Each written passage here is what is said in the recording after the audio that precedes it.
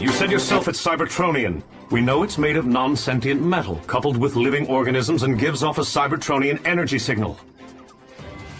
Space barnacles! Of feral nightmare creatures that walk upright as men, but hunt and howl as wolves. But the only thing that gets you a seat at the table in this town is force of personality.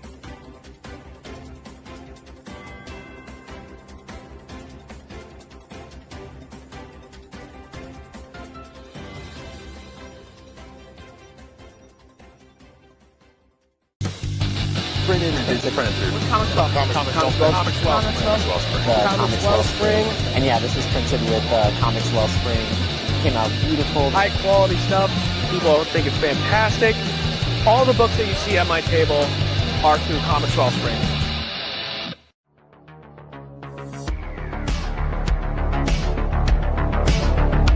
Do you want to know something? You can catch the Queen of the System and Eddie Edwards at the Plastic City Comic Con August 23rd in Leominster, Mass. You better catch us and come say hi. And you better trust the system.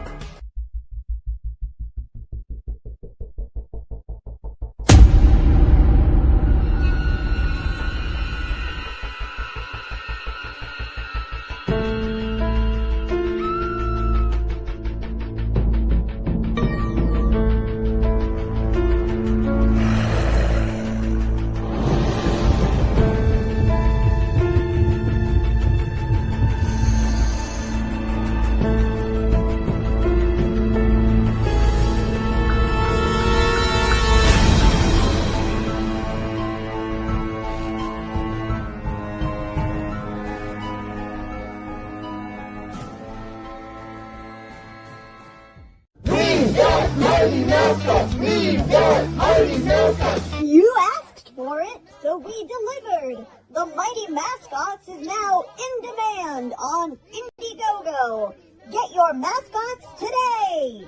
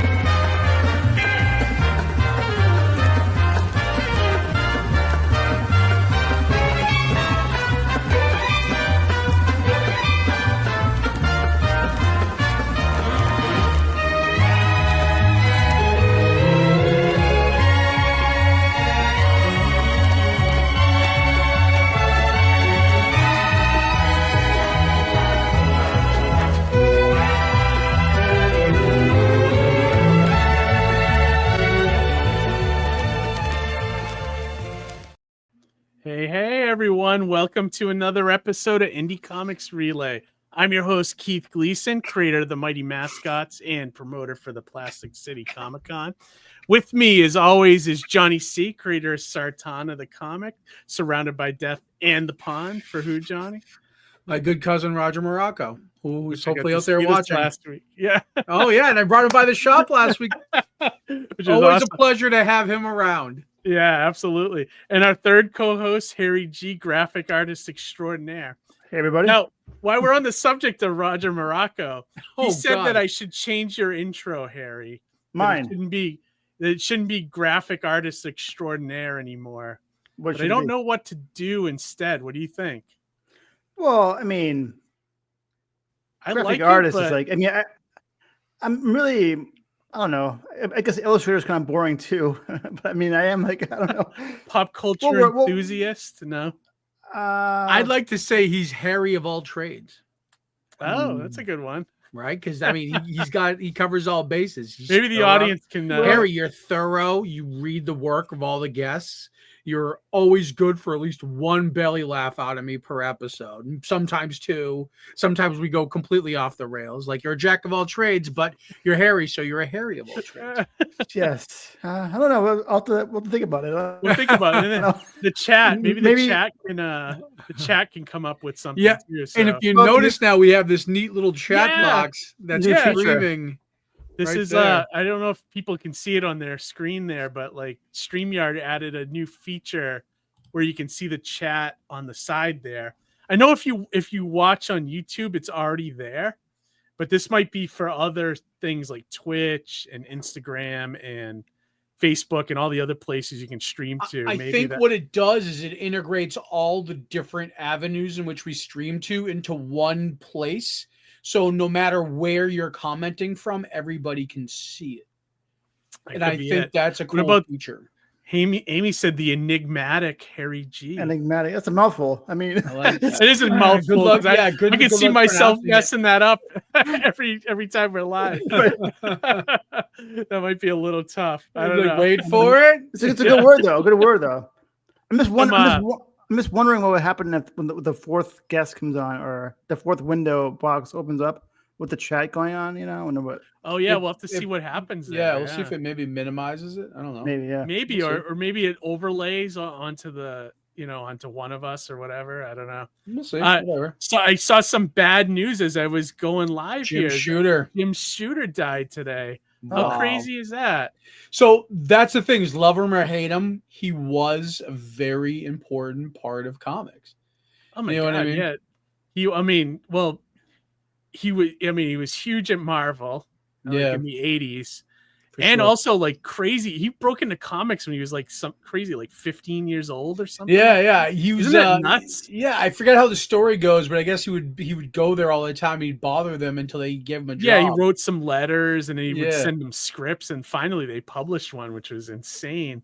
Yeah, but he also was the guy that put Valiant on the map too in the 90s when he left Marvel. Like he and we'd see him almost every year at either Terrificon or Little Giant. He went to a lot, and I remember meeting him when he was a guest at Northeast Comic Con when I was still working. That's right. Yeah, he's a tall guy too. Tall guy, dude. Tall guy. I don't know what he died from, but like I haven't looked into it much. It looks like he was in his 70s. So if I were 73, he looked good. Yeah, I mean, the last time I saw him at a show. It's noted on his Facebook page that he was battling esophageal cancer. Oh shit! No shit! No Yeah. kidding! I didn't know that was happening. Huh? Because I feel like I just saw him last year at like a convention. It's one of those things where you kind of take it for granted. You see them all the time. Yeah, you know what I mean. And then the next thing you know, they're gone. So it's and what someone had messaged me. Greg Holcomb, and he said, hey, I think one of your guests that's going to be at Plastic City Comic-Con just died. You better check before you go live. And I'm like, oh no, who is this? So I went in and found out it was Jim Shooter. One part of me was relieved, but the other part of me was like sad because like I did like Jim Shooter. Like I think he was one of the better editor-in-chiefs at Marvel too. I agree. I mean, some people didn't like the stuff he did, but I mean, I don't know. Yeah, I mean, and those first couple of years of Valiant were amazing too. They were. It really put that on the map. All those Ninjak. He made Ninjak and Exo Manowar like these very like prolific, almost household name characters. You know? Yeah, right. And they lasted. Like they lasted every few years. You see Valiant try to come back, or like every decade at least, Right. And the other thing too is that it like Valiant, kind of like how Dark Horse, it broke out of the comics medium. Like his characters showed up in video games, and like they've actually made movies now based on those characters. So like, you know what I mean? There's like it had one of those overextending impacts. Yeah, absolutely. Outside of comics. And I don't know if he's here tonight. Is Ara in the chat? No. Oh, he didn't pop in. I don't think so. No, he sent me a postcard this week. It's the postcard I got of John Adams. That's awesome. Just in time for the 4th of July. Yeah, that's great. Which he just wanted to send me a thank you for Mighty Mascots 10 and that he loved the book, and I thought that was cool. That was really nice. That's real nice of him. What a good kid. He's an awesome guy. I'll have to. He's usually in the chat. I don't know if he'll watch this later, but I'll wait till I see him again and I'll mention it too. We love you, Ara. Yeah, thanks for all the great support, man. What's been going on with you fellas the last couple of weeks since we last? Have you guys secured your Superman tickets yet? Are you guys going to see it next week? Or I didn't secure them. I'm always a last minute person. I never really buy that far ahead. If I can't go opening night, I'll just go the next day or whatever. You know, I'm not too worried about crazy. It. Yeah, it's going to be crazy. Anyway. Yeah, like, I feel like it's going to be probably the big hit of the summer. As long as it's good. If it's not good, it's going to drop like a dead Superman or something. You know, I think it'll probably have a pretty good opening, especially because it's the July 4th weekend kind of thing. So people want to go out and they want to go see something like that. And if it's got the heart, and I think if it connects with audiences the right way, it will. And it'll be the buzz the movie for of the it summer. is bigger than Fantastic Four, from what I can tell. Yeah, I almost feel like it's like Fantastic Four will be the sleeper hit that we don't expect, and then Superman might be a disappointment. Like, I want Superman to be good. As a matter of fact, I remember I was Little Roger. We were driving, and he was like, because the new trailer had just dropped, and I go, I don't just want Superman to be good. I need Superman. I need it just to restore my faith. Yeah, right. I saw a recent clip of it, and he seems a little like whiny. I don't know. Hopefully he's not that way the whole movie, but hopefully not. Hopefully we're just getting clips of different parts of it. I will say the crypto factor has really people are going nuts about crypto, which I love that because that's cool. That's one of my favorite Superman characters is Crypto. Why? He's in the movie. I never understood, because he's not the last son of Crypto. I mean, he's got a whole planet, a whole city in his in the fortress, like the Caldorians. It's like a whole bottled city of Candor. The Kendors, the Kendorians. Caldorians. I love it. Was a storyline. The Caldor. Rock bottom prices. I know, right? Really. I missed that place. They bottled every department store into one. That's amazing. But we digress. Jeff Johns wrote an awesome. There was an awesome. I forget how many. It was like a year-long storyline where they actually the bottled city of Candor got restored back to its proper size, and all those Kryptonians were released into the world, and it was really freaking good. Like it was be a great Superman movie. wasn't unique anymore, and then he had to find his role in this new world, because they were trying to be their own country and stuff. It was really good storyline. So that's the thing that kind of worries me a little bit about the Superman movie.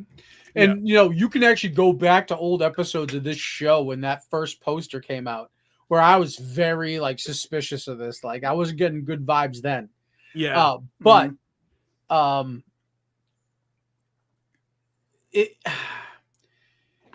you look at the way they're portraying it, it seems like it's a little bit like All-Star Superman.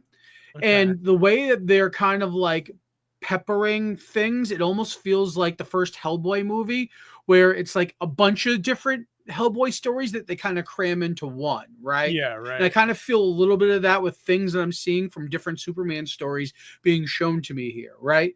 And then beyond that, it's... So you're thinking it might be a mess? It might be, but if it's a fun movie, I think we can forgive that if it's a little bit of a mess, right? So that's kind of the balance, right? Yeah, my biggest hope is that James Gunn, because he's doing it, that it'll have some cohesiveness to it. Although not all his movies have been perfect, but right. I feel like he understands this universe and comics. So I'm hoping.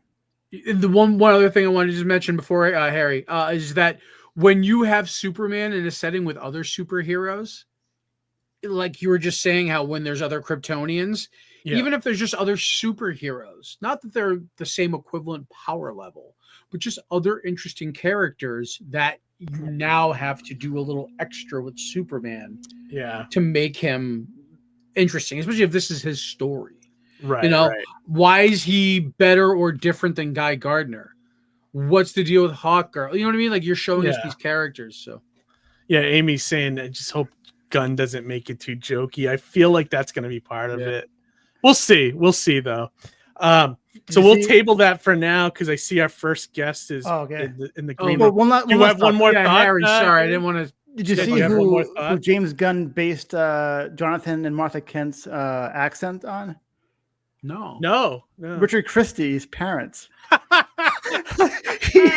Really? He listened to hours and hours of them speaking on the phone, and they sent in like videotapes of them talking. He's a Howard Stern I didn't know that. He makes That's prank phone amazing. calls. So that's my favorite. And Richard Christie was actually going to be in the movie. He filmed the scene, but they cut it. Oh, really? Yeah. Wait, was James Gunn on Howard recently? No, well, I think he's been on before, right? I think so. Well, he called in recently, but I know that somehow Richard Christie and James Gunn are friends. They became friendly. It's probably the horror angle, because James Gunn's career started off in horror with like Trauma and stuff. And like Richard Christie goes to all those horror conventions. I bet that's where it started. Probably it. It's got to be. It's kind of funny though. That's really funny. You wanted an authentic, accent, like a Kansas accent. That's exactly great. Right. So cool. That's awesome. Yeah, that makes me love it a little more, though. To be honest.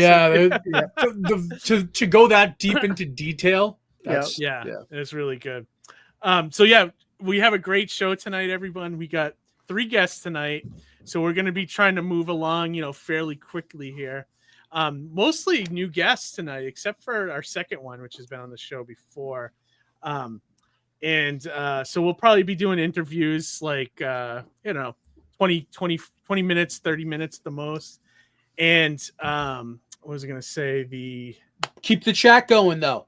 The chat is going on the side, so that's a new thing that we're adding. It looks really cool. Keep commenting as we're going, and if there's a good comment, we'll definitely highlight it. And if you have a question for the guest, definitely shout it out.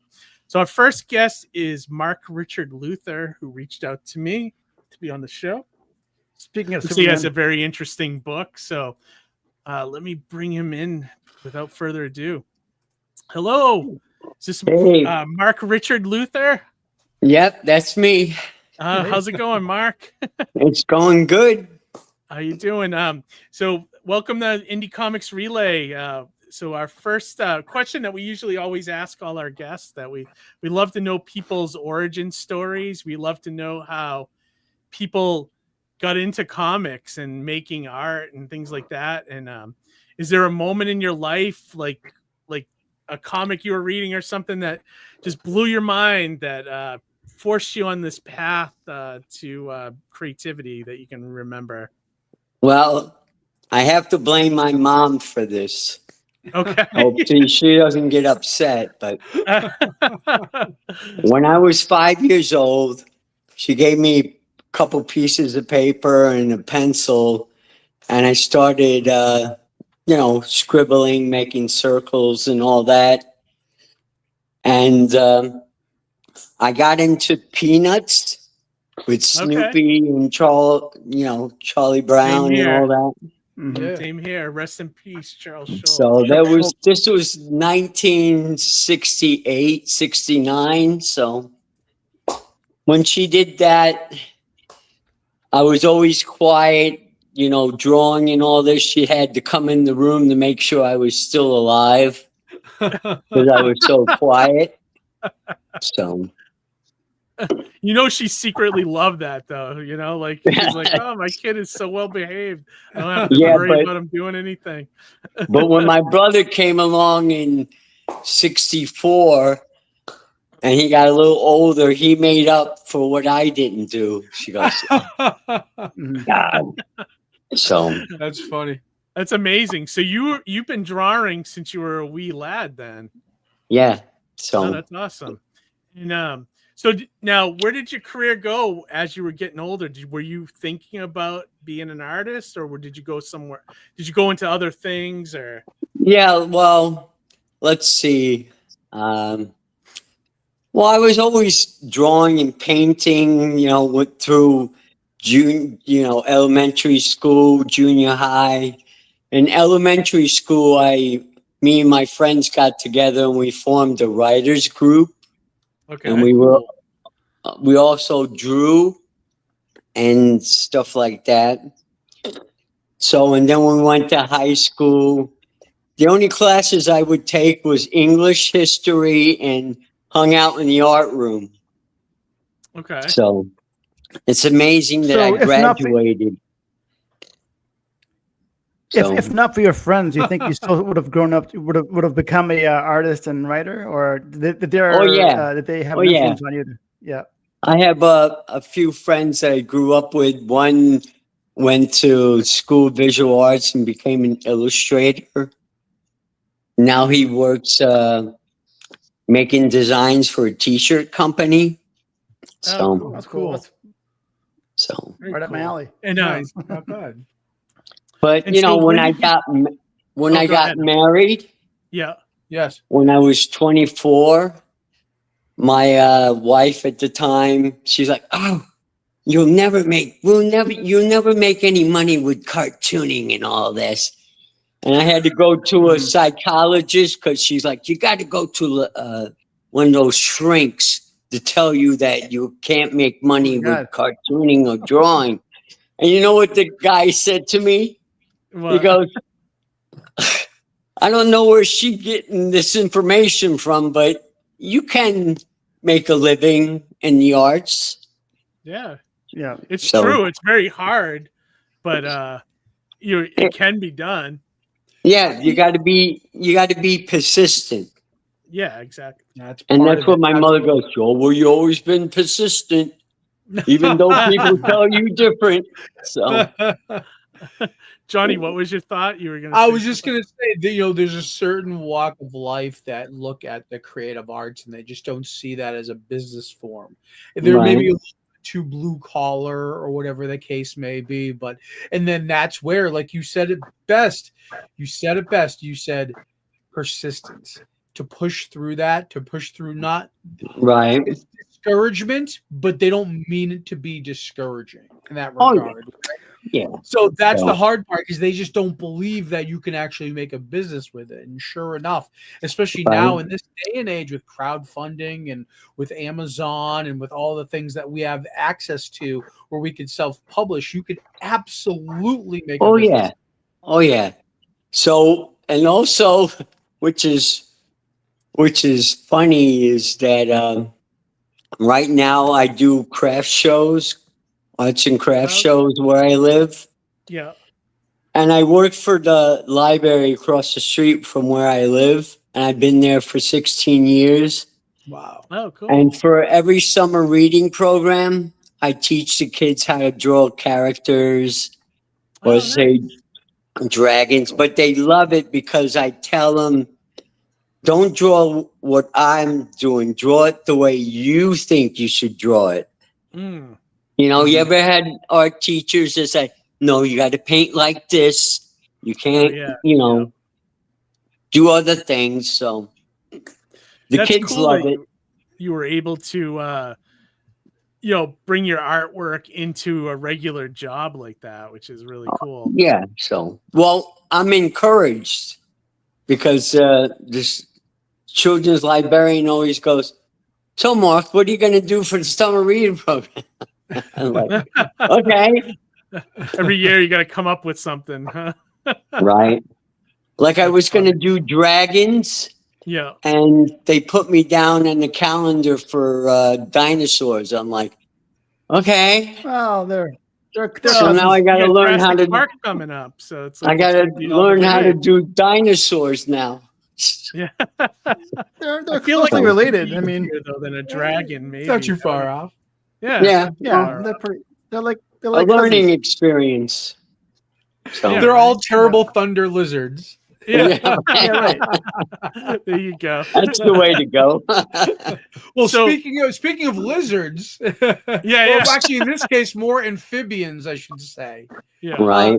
Could you tell us a little bit more about the book you have going? I think it's Frankie Crossroads, right? Right. Well, I was walking on Route 28 and I started hearing frogs in the swamp. Okay. And I had, I like to write. I used to write poetry in high school and junior high just to get the girls. Of course. So Nice. That's slick. It's a good plan. No joke. I would write poetry and poems to girls, and in between classes in high school, I try Right. to meet them at our hangout spots and slip it into their pocket. And, Right. then I would walk them to the class late, and then I would apologize. I would tell the teacher it's my fault that they were late, so they would get excused. Right. Because it's all like they were like, oh, these kids, whatever.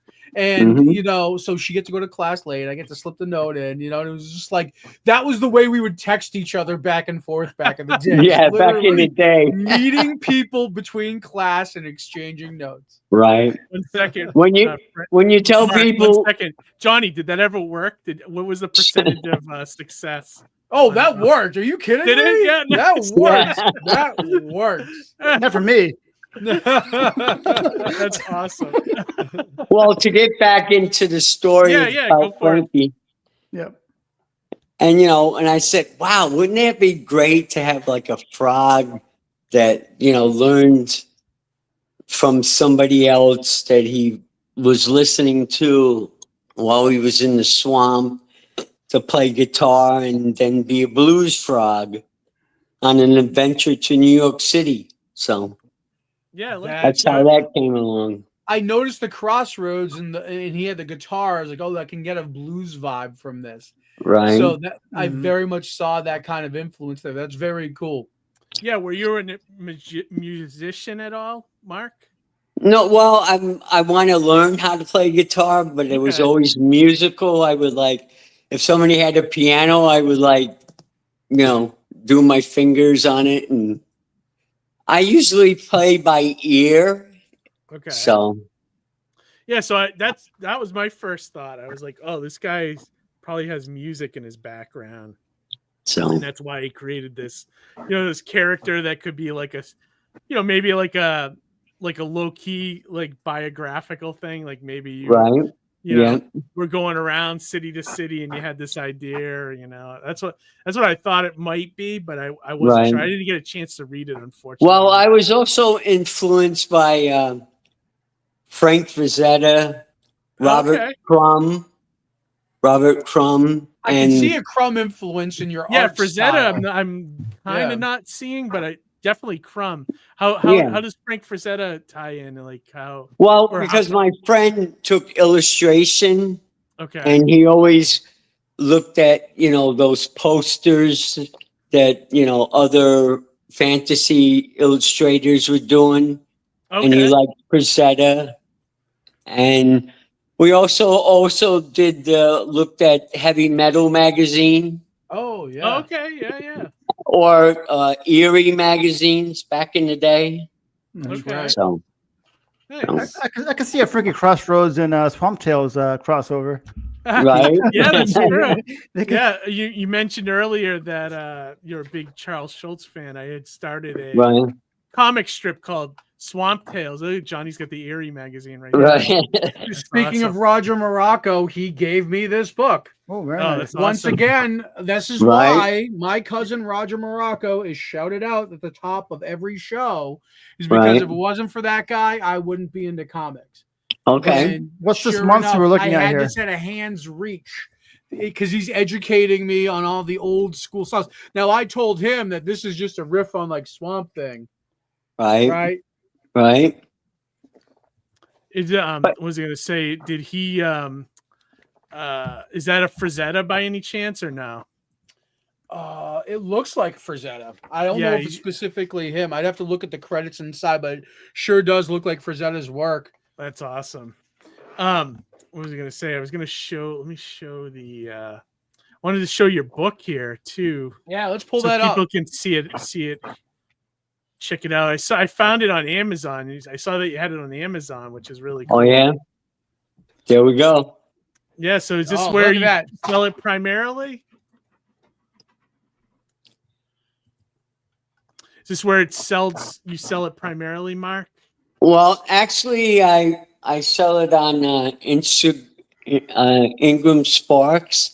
Now they got a thing where you can people can buy it directly from Ingram Sparks. Is that the best place for people to get it, or would you? Well, that's where I publish it, but I'm thinking now to do Comics Wellspring. Okay. You know, that to have them do the first and the second book. Okay. Because, you know, so. Well, highly recommend Comics Wellspring. We actually feature them on our show all the time. All their work is quality. I think all of us print through. You go through Comics Wellspring, right, Keith? Yeah, absolutely. Yeah. We use them pretty exclusively. I got one. I ordered their samples, so I've been looking at that. So nice. I was gonna say too, if you end up going through Comics Wellspring, go to this video that'll be live on our YouTube channel tomorrow. Okay. And in the description of the video at the bottom, there's a link that you can use for Comics Wellspring. And this goes for anybody out there that has it promo code printed with Comics Wellspring before, and you can get 15% off your order. Right. That'll cover at least all the shipping on your. And there, you know, there's probably one thing too. About, you know, people were saying, oh, you guys go on to Kickstarter and all that. Yeah. I'm very wary of Kickstarter and the crowdfunding because, you know, you have to, I think because you got to offer them something. Yeah. If they, you know, put money up. So. Well, so that's the other thing too, is that, you know, you got the book. I mean, you're offering the book. It's a nice piece of work. But the thing is, it does take a lot of work to put into it. Too. Oh yeah. So if you're like juggling a day job, like I can see where, because honestly, I had the same aversion at first with Kickstarter, and I was like, but you know what though, like if you put a campaign together, you have a couple of different, you know, a couple of volumes of the book, you put it together, you put together a campaign. I think this could knock it out of the park, especially if you're marketing it to the right people. And I think if you find the right young adult or kid audience on Kickstarter for that book, they'd love that. They would love that. I mean, you have to offer them something in return, or the book. That's it. Just the book. Just the book. Just the book. Yeah. I mean, you can always do more. Like, so what some people might do is that they'll say, okay, well, you know, I'm trying to raise $2,000, so that way I can print enough books to ship out to people. So sometimes the campaign will overperform, and so that's where, you know, you might be getting into like thinking about having to like give stuff away. Some people will bake in like little tchotchkes that if we overperform an extra $1,000, we'll throw in a keychain or we'll throw in this or that. You don't really have to get too deep into the weeds. I think if you just have a couple of volumes of the book compiled together, and it's a very heartfelt story, I think that would sell itself. Right. Well, maybe I was thinking of Patreon. That's what it was. There's my wife Patreon said, I know lots of people who just want the book. Stickers or whatever are nice, but it's the book that people want. And I agree with her. Yep. So you could just literally, I've seen Kickstarters where it's just the book and nothing else on there. So you could do it. You could do a variant cover and have a you know what I mean? There could be a second thing there if you want. You know what I would do if you don't mind me offering advice is I would collect it. I would collect it into a nice hardcover. Right. Yeah. Nice hardcover with a spine on it, and then and send that to Kickstarter. Figure out what your unit cost is on a hardcover, and then you can calculate how much you would need to make it work. You know. Bingo. Well, I'm I working know on I would the, buy a hardcover. I'm working on the third installment of Frankie Crossroads. I'm on page 36. Nice. So this is so you have 2 books, 2 full books? Yes. Nice. So in the bigger picture though, what are you seeing? Like how many books would you like to see this go? Do you have a definitive ending in mind? Yeah, eventually, but I'm also working on, I'm using me as a character, and it's called Mr. Mark because that's what the kids at the library call me. Okay. So I like that. You're writing yourself into it a little bit. yeah, That's like very Robert Vonnegut of Crumb you. did, like in the Crumb did the underground same- yeah, Crumb comics. did the same thing. Grant Morrison did it. Oh yeah. So many other writers have done that. Yeah, absolutely. And what was his name? Voyne Board or something like that. Who is it? Some guy who used to do heavy metal. I think his name was Vaughn Boyd. Oh, okay. He used to draw himself in there too. Okay. Yeah. So Okay. Interesting. Yeah, why not, man? Why not? If you can make it work, why not? Yeah, I'd say so. So That's awesome. So I'm, So what do you- I'm working on different projects all the time. Okay. Like when I do the arts and crafts things, you know, I would make like handmade greeting cards with the characters or stickers. I make my own stickers. You know, some people like to print them out and whatever, but I like to do the hand drawing. Mm-hmm. Do you hand draw and then cut the stickers? Oh yeah. Oh, that's cool. I even buy the adhesive paper at Walmart. I feel like doing that though. That makes it a little extra special. Right. Yeah. You know what I mean? It's one of a kind anyway. It's unique. I even do the pin back buttons too. So. Oh, you make those yourself too? Yeah. Oh, wow. I love that. That's awesome, man. So you're a writer and an artist. What do you consider yourself to be more of, a writer or an artist, or both? Both. Well, you know, I live by myself. My daughter lives on Long Island. She's 37, 38 exactly. Recently, May 15th, she got married. I walked her down the aisle on Long Island. Congratulations. That was great. Yeah. So, what does she think about Dad being the comic creator? oh, I was always creating when she was younger. She loved it. So, Oh, that's cool. That's very cool. my ex-wife didn't love it. She's like, yeah, That's okay. She didn't that's get not it. interesting. She was hoping for the psychologist to just Yeah, he was correct. But my family being was right both always encouraging. My mother, good. all my family was encouraging. You know, you hear these stories. Oh no, when I grew up, nobody liked my artwork and all that. It's like, not me. I was always encouraged. You miss 100% of the shots you don't take. Yeah.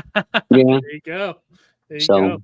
No, I'm glad to hear that. What is there any of your other projects that you can talk about, or are they too early in the stages? Or They're still early in the stage. I'm learning how to do dinosaurs. I had to get the book how to draw dinosaurs. So I see. Nice. I'd love to, you know, when you have your dinosaur project ready to go, I'd love to have you come back so you can share that with us too.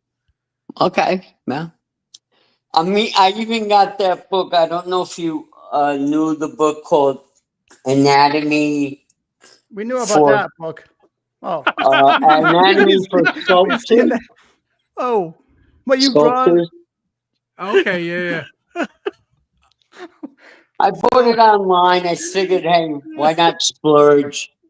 So, aren't you writing a serious novel or a book? Are you working on a serious book as well? I think I saw that. Oh yeah, I just finished a nonfiction. It's about thoughts and poetry and song lyrics and things I wrote, and a little history of when I was growing up, when there was pay phones and watching the Vietnam War on TV at the age of 6, Fun times. 5. But you know what though? We can relate to that because we watched the freaking Iraq War as we were growing up. You know what I mean? Like, so you know, it's and all what got cyclical. me shocked is Jaws is 50 years old. Right. There you go. I remember when I was 13 seeing it in the movie theaters. Amy caught me. It's National Geographic. You know, that's the aisle. No, but I was gonna ask you too. I saw that something interesting that you worked on a movie called Notting Hill, and you worked on Saturday Night Live too. I mean, I was a member of the Scenic Artists Union. Mm-hmm. You know, in New York City, so I got a job as a shop man, which means that I had to make sure all the scenic artists had their paints, their brushes were clean. If they needed brown paper down so they could paint, I put that down and stuff. It was a great job for 16 years. Oh wow! Wow, that's pretty cool. That's And pretty what cool. about like? Is this Notting Hill like the very famous, well-known movie Notting Hill? Well, that's the only movie I did when I was a shop man on that. Because if you're a shop man on a movie, you get paid more and you get paid less if you do television. So all shop men want to do movies. And what about your experience on Saturday Night Live? Well, we came in, we did the sets and stuff like that. They don't come, the actors don't come in until later. Yeah. After the sets have been painted, you know, they actually go live at that time that they always do. So You guys are long gone by then, right? Did you create? Did you create any famous sets like Mr. Robinson's Neighborhood or something? Or no, you know what we used to CBS. We used to do the news, their scenery. Okay. We used to do All My Children. Oh, cool. You know, the soap operas they had. Yeah. I worked at ABC. You know, it was a great experience because I got to know how they created those sceneries, you know? Yeah, that's great. Well, because when you had to take a test to become an artist, you had to pay, I think, $1,000 to get your card. And you had to pass the test by painting 15th century painting exactly. Oh my God. Oh, cool. So. And that's how you got the job? Wow. Well, I got the job because the scenic artist who retired, and we had friends, you know, he told me about it. So I called them up, and then I just got on the list as a shop man. Oh, okay. And then you were able to get in there. And then you know what it was? I was such a pain in the ass with the charge people that worked in the television and the movies. I kept calling them every day, and they're like, "Didn't I tell you yesterday there was no work?" And then they would call. They would remember who I was, and then Barbara, who did the scenic art, the shop man list, would call me up and say, somebody called from CBS and they want you to come and do the job. So, and then the charge man would say, "I called you because I remember who you were." I'm like, see? Nice. Yeah, so there's That's that cool. persistency. Yeah, no. Even though I was a pain in the butt, but you still got it. You got it. No, you got the job done. I like that. So squeaky That's wheel. that persistence. Yeah, exactly. So we're gonna start to wrap up here, Mark. But is there is there social media where people can find your work, where they can connect with you? Anything else that you want to send a link to for the people? I really don't have much of a social media. Okay. So ideally, people can go to the Amazon page to buy the book, though, right? Or but I also have them on Ingram Spark. Yeah, I If feel they like wanna go- Amazon might be a better link for people because they're Oh, familiar okay. with it already. Amazon's fine then. Yeah, Amazon's like I'm fine. familiar with it. Ingram Spark, not a lot of people I don't think really order Yeah, it well, directly no. from there. So They're trying to improve their stuff. So, and if you buy his book on Amazon, leave him a review.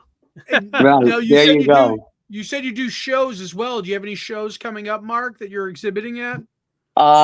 July 26th, I'll be at the East Herkimer Community Center. And, I do a lot of local shows.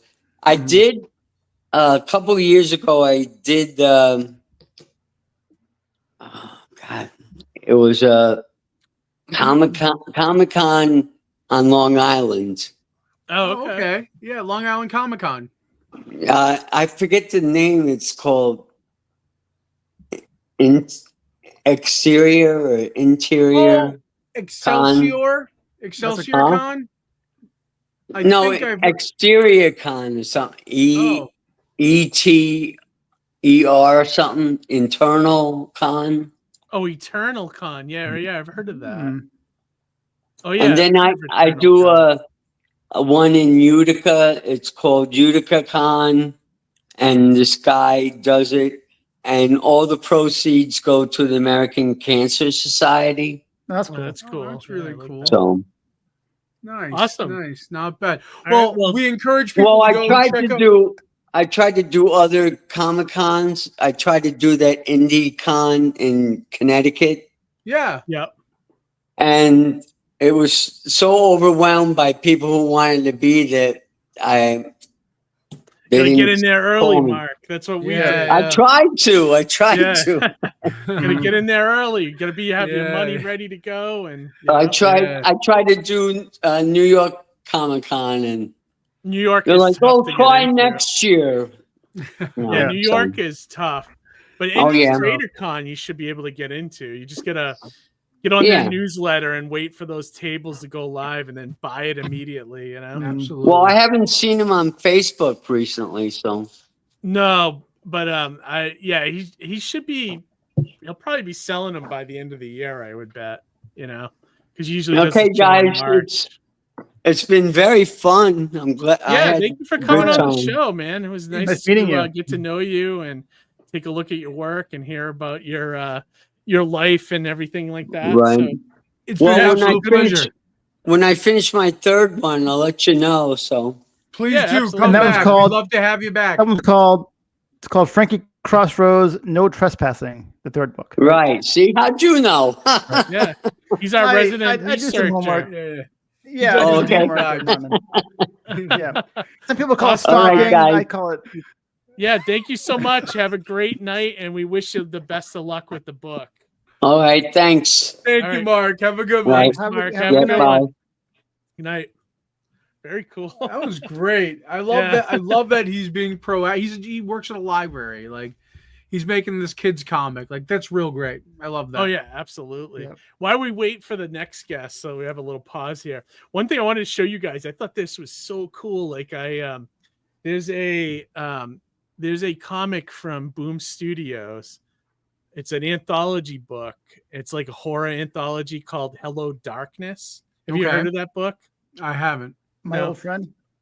Yeah, that's great. I like that a lot. But I've been getting it because I do like anthologies, and this last one that came out, it was issue 11. There was like this artist in there that the concept of this guy. So let me explain. So this guy took all his art, his art equipment, and went to an underground tunnel. And he made a comic book on the tunnel walls. So you can actually go to, I think it's in Los Angeles somewhere, and find this tunnel. That has the comic? And you can find a comic in the tunnel. That's And cool. The way they released it in the book is they took just high quality photos of the wall. Like, here, let me show you guys, because I had to go. I'd love to see what this looks like. Yeah, like I once I read it, I was like, dude, I gotta tell people about this, because I have a feeling not a lot of people are reading. So basically, they're murals, right? They're murals. Pretty much. But he like okay, so this is the comic Hello Darkness. Reeps. And so this is the pictures. So whoa. Let me see if I can. So there's the guy going into the tunnel with all his art equipment, and then down here, he's making the comic on the wall. Oh, how freaking dude. cool is that? Dude? That is cool. Isn't that awesome? Are you kidding me? And he just what's that? Go on. What'd you say? That's Harry? like an art exhibit. You know, it's like an art exhibit. You walk in, but you got to go in the stores to see it. That's it's like a Banksy kind of thing. Yeah, it's like a weird kind of form of a performance art or something. Like, but he's publishing it though, right? He's taking high quality photos and then publishing that as a like here's some more like him painting it. Cool. Dude, the story's called cool. like Shit Can, I think. But all it's right. like okay. It's wild. That's ingenious, isn't it? It's like that's ingenious. Like I think like that's there's an article about it in the back of the book, and that's how I found out about it. Because like as I was reading it, I didn't notice that it was a photo of a comic, you know, like. And then I went back and looked at it and was like, "Holy shit!" I guess this guy does this. Like he does art exhibits underground and stuff. It's really wild stuff. That's my theory really of cool. Stephen King's It. I don't think it's a clown. I think it's a piece of crap. You know, because it's really because there's a clown that lives in the sewer and his name is It. But I think it's like turd maybe down there. Yeah, maybe. We should Keith post this turd. link in the chat just so people, if they want to click on this and look at it. Yeah, definitely. Yeah, let's post it in the chat. So here's a link to the article on Boom's website if you guys want to check it out. I also recommend the book. It's actually very good anthology. Yeah, I wouldn't mind checking that out. Yeah, like here I'll show you some of the. This is some of like the artwork is wild. Like, yep. Wow, that's cool. And then like here's some of the pages. And then there's this where I showed you the shit can thing. Yeah. But yeah, really solid anthology. Some decent creators working on it too. So yeah, I totally recommend that for people to check out.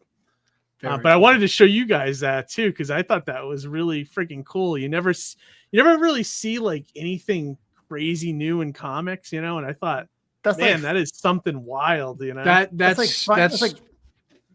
It's like fine art, you know. That's a it pretty is good. Fine art. Right. It's a photorealistic raccoon there on the wall. Yeah, right. You see that thing? Imagine just going in the sewer and seeing that. Like, so, like, who's gonna see that? But kids who go there to party and right, and they're probably like wondering utility like, what workers. It is. Mm-hmm. It's almost like ancient like cave drawings in some ways, you know. Is that not just what comics were? Right. Yeah. Exactly. Crazy stuff. Performance art. That feels like performance art in a way. It does. Yeah. It's cool though. It made it into a book. So no, that's cool. Issue 11, if anyone's looking for it, of Hello Darkness. I might want to pick that up just because it's unique, right? Yeah, very unique. You never know if something will happen with it or whatever, you know. But anyways, our second guest is back in the green room here.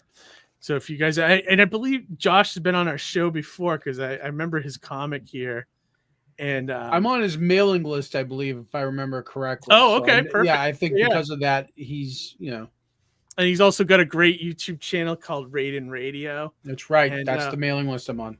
Oh, you are? Nice, awesome. Yeah. Well, there you go. Without further ado, let's bring him back into the show. Josh or JP, what's up, man? I'm good, man. How you doing? Well, really glad to be back here. I haven't been here in a minute. Hey, yeah, I know. It's been a couple of years, anyways, right? Yeah, I mean, the thing that's most memorable to me is the old school TARDIS background. Oh well, thank you. Yeah, that doesn't go away. I grew up watching it when I was like 5 years old. That was actually my parents didn't speak English. You know, they're Greek immigrants, and they pretty much shoved me in front of a TV, and I watched PBS, Mr. Rogers, Sesame Street, and Doctor Who. And that's how that's basically how I learned English, to be honest. Is it really? That's funny. Interesting. So what's going on, JP? What's new, man? It's a busy, hectic time. I had planned to launch this one back here. So Eudaimonia is my one series that I launched the third and final book in, and then I got an email from the publisher for my other series saying July 21st is the release date. So I don't really have a control over that, but it was like, oh, cool, they're going to be happening at the exact same time. Or, you know what I mean? Like they're going to overlap with one another. So isn't that always the case? Yeah, like I'm trying to direct like my mailing list to like 2 things at once. Like, hey, buy this, but also get this. Yeah, that's kind of tough, especially like if you're trying to push one thing and now push 2 things, which just sucks. So that's great news. So you got picked up by a publisher? Yeah, the New Orleans series is put out by Marcosia. Oh yeah, I've heard of them. Comics. Yeah. Oh wow, okay. I thought they had gone away. I had not seen anything from them in a long time, so that's cool that they're still around. Are they still putting stuff into comic stores? Like they were in Diamond for a while, I think, but now I don't think so. But yeah, my books end up in the strangest places. So if you can pre-order Noirlum 2 at Barnes and Noble, and you can actually get the first book from the Harvard bookstore. So I ordered a copy from Harvard and I didn't open it, just so I can say I got my book into Harvard. I have proof. That's awesome. Maybe you should put one in the tunnel, like the guy that we were just showing on the wall. Yeah. Did you pop in when we were talking about that? Oh, I missed it. There's an artist that made a comic book, but he made it inside of a tunnel underground. Wow. So like a Banksy kind of thing. It's like a mural kind of, but it's in a tunnel. Wow, and I thought I was niche.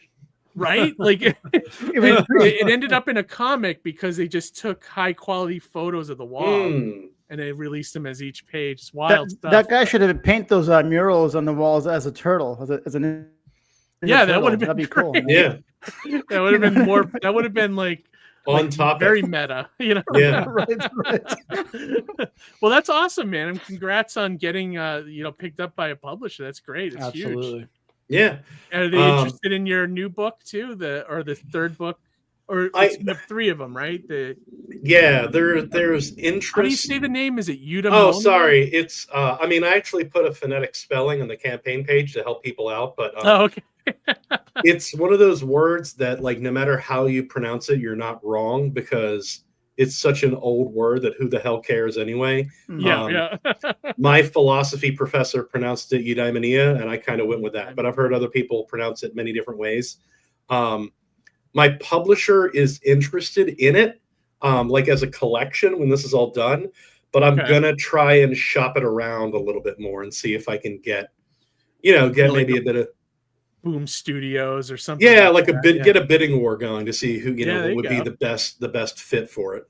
Now because looking at the book, I feel like Boom Studios or even maybe Dark Horse might be a good fit for that. Absolutely. You know what I mean? Yeah, I tried. I'm basically looking for those kind of like boutique publishers that are doing weird and experimental things like Top Shelf. Right. We'll see. Like this is definitely.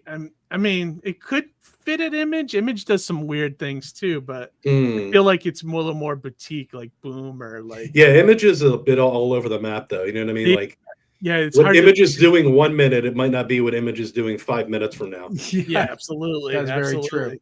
You kind of sway with the wind. And I do remember, remember you were telling me, the story was something to do with there was like a war and there was like this kind of a musical element or something, right? How about we give an elevator pitch for the people out there watching, so that way if they don't know about it, they can find out. I've been pitching this book for about 5 years now, and I still don't think I've gotten any better at it because it really is. It's the most unpitchable book you can possibly imagine. Like Michael Bancroft has sung the praises of this book forever, and even when he tried to describe it, he's like, it's like World War, and it's exactly what you said. It's like it's in so many different pies that it's hard to really describe. But maybe we can help you with that tonight. Try to come up with a good pitch for it. Good luck. Okay, so it takes place during World War I. It involves music, war, trauma, philosophy, and I think that's all the major bases. There's a Okay. philosophical precept called eudaimonia that most people don't know what that means. It basically means that it translates to the good life, and it means that in life which makes the inevitable trials we go through worth enduring. So it's set in World War I because World War I historically is one of the most insane things that has ever happened to humanity, right? Because we've had war for thousands of years, right? And there's basically 3 moments that kind of defined war. The first is Alexander the Great basically invented formations and people formulating their armies on a battlefield. Napoleon came along and kind of revolutionized the idea of battle formations. And then we introduced machine guns, and that changed everything. And so there's only one point in history where you can introduce automatic weapons to a bunch of dudes standing on opposite each other on a field for there to be like this kind of just insane carnage that the world hasn't seen before. And so that's where eudaimonia is set, is an American soldier trying to find his eudaimonia on the insane battlefields of World War I. Okay. Oh, That's wow. cool. All right, let's hear your pitch. Yeah, you're right. This one's tough, man. It's 1912 meets rock opera. Oh, okay. Okay. Yeah. Yeah. I mean, maybe. Wait, what's 19? Oh, well, it'll be like 19. No, you ever see that movie 1912? It's directed by Sam Mendes. It's a World War I. It's the one shot done in one shot. It's done in one shot. So it's one continuous shot where this soldier has to basically traverse to get this. I think he has a mission where he has to get this letter. He has to get a letter to some general or something. Yeah. Yeah. So where that's a little bit more mission based and whatever, but like, but this is absolutely a rock opera from everything you've described, right? So I was just kind of like, when you go to like, you say, oh, well, it's like Die Hard on a boat. This is like 1912 if it was a rock opera. But you killed your goal, which is awesome. I was going to say congratulations on smashing that goal, man. Thank you. Book 1 is basically the story of the soldier having this really kind of traumatic experience, and then he has an encounter with the woman who plays the cello. And I used to run a record store in my youth, and so I always thought of the cello as being this kind of weird. It's this weird sound that sounds simultaneously beautiful but also haunting at the same time, which is like one of the motifs of the book is things that are really tragic mixed with, beauty, all kind of like meshed together. So like what Immanuel Kant calls the sublime. Book 2 is the backstory for the woman who plays the cello. And this final installment is basically, it's an anthology of short stories all revolving around the idea of eudaimonia. And there's a bunch of different artists involved. So the artist from the first book is doing a couple stories. Jose Garcia did a story. Rod Looper, Rich Ayala. Wow. Yeah, so it's just like a kind of like, it's like a way to kind of send off the book on the idea of eudaimonia and kind of bringing things around full circle to show how the idea of eudaimonia is kind of, it's timeless and it's eternal. Everybody is looking for their eudaimonia, even if they don't realize that they are. I love that, dude. I love the idea of the book. Yeah. But like, I got to give a word of warning though. It sounds, because it always sounds, in my head, it sounds like I'm trying to sell people a self-help book. And that's I'm not asking you to like, it's not going to help you get back together with your ex-wife, or you're not going to learn how to sell used cars better than you did before. It's just like, the book is a giant question. It's just trying to ask you to think a little bit about what eudaimonia means and what it might mean to you. So some people read this and they're like, yeah, I don't get it. I'm like, that's fine. It might not be for you, but some people have like a really intense reaction to it. And they're like, I get it. And I want to know more. I love when you can tell a story, but you're also, it also means something else, Yeah. Like there's a lot of me in these pages, basically. That's great. That's cool. That tends to be the best art, right? Like, I mean, when you put your full self into it, and you have something to say, Yeah. So I like that a lot, actually. Those are my favorite kind of movies too. Comics too. Like when I'm watching, especially you see a lot of it in the horror genre, where the horror is just not the only point of it. You sometimes see a, story there too behind the and also my wife is she's a film professor, so she's infinitely smarter than me, and I'm always learn. She actually does a lot with horror, and one of the things I've learned from her is that a lot of the times horror that you see is a reflection of whatever the predominant fears of the time were on a cultural level. You kind of see that reflected in the horror movies. So, and not even just horror movies. So Godzilla being a reflection of the fallout from Invasion of Body Snatchers was scare of communism and things like that. Yeah, I've even heard a case made that The Thing is the remake of The Thing is a reflection of the AIDS panic. Oh yeah, same with The Fly. Same with the Cronenberg's The Fly. What about They Live? What's that do? What's that do? What's that do? They Live is a commentary on. I think that was based.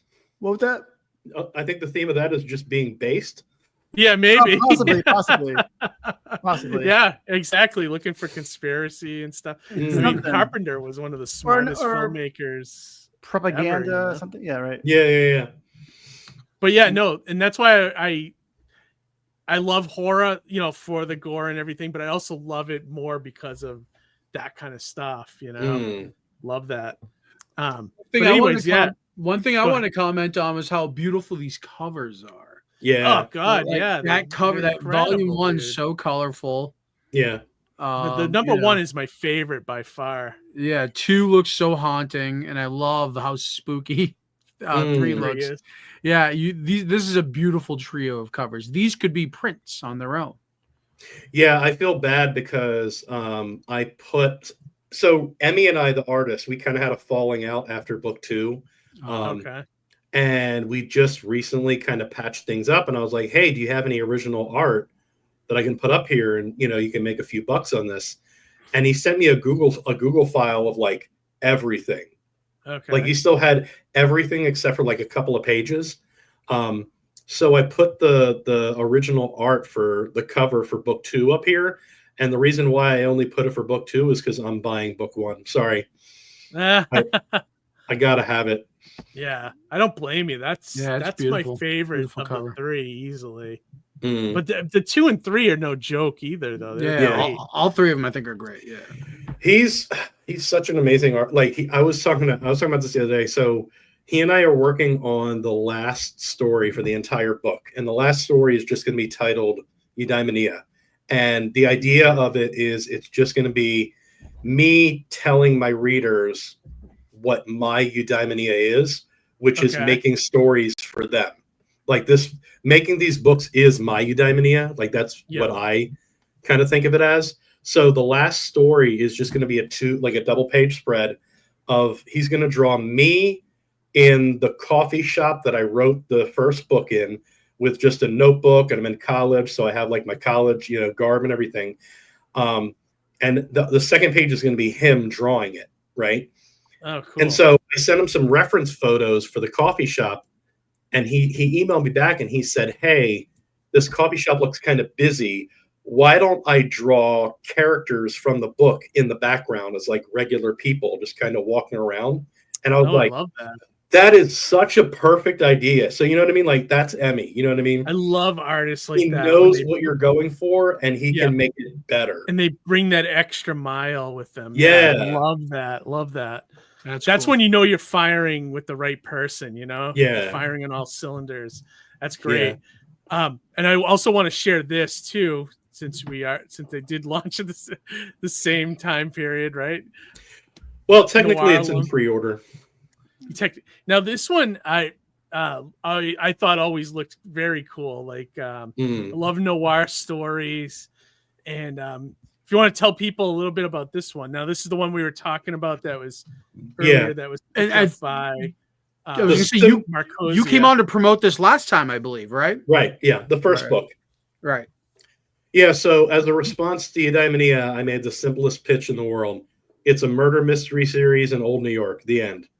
Yep. You know what I mean? Like, it's a portmanteau of noir and Harlem. And when I was in college, I just really I fell in love with what's called the Harlem Renaissance, which was actually happening the same time as World War One. And it just kind of spoke to me because to me, it's such an interesting period of art and literature and music, because historically the best art comes out of people trying to find their identity. So for example, like there's a period of American art where Americans are really trying to define who they are and what defines them. And so like, sorry, I might be doing too much history here, but no, please. No. So America arises from Europe, right? And Europe, there's nothing to be discovered in Europe. Everything, those borders and boundaries are set in stone, and they've been that way for hundreds of years. So America's artistic identity became around adventure, exploration, discovering new things. And so that really defined American art. And so post, slavery in America, Black Americans were trying to find, like, kind of carve out their identity, and that was theirs, right? That was the Harlem Renaissance, is people moving up north and kind of building these art communities and making things like jazz, blues, you know what I mean? Like all that good stuff. And I just kind of grew attached to it. And so when I wanted to make a murder mystery series, I thought it would be nice to kind of like make something I hadn't seen before, which is, it's like old New York, like Roaring 20s, but it's more about like, it's not about like ritzy parties and, a lot of the things that we associate with the 20s. It's more Harlem, blue collar, not ritzy people at ritzy parties, just more of kind of like, I don't know, like kind of down to earth, kind of urban feel to it. So nothing paranormal going on here, or just no aliens? No aliens. Sorry. I did, however, I had to be talked down from a ledge. I got an idea to do a New Harlem ashcan story where the detective Coleman is walking down the street and he hears like a whirring coming from an alley, and there's a totally not copywritten blue phone box that appears. Cool. That's so unique. You know what? They completely ruined the movie, the TV movie back in 1990 or 95.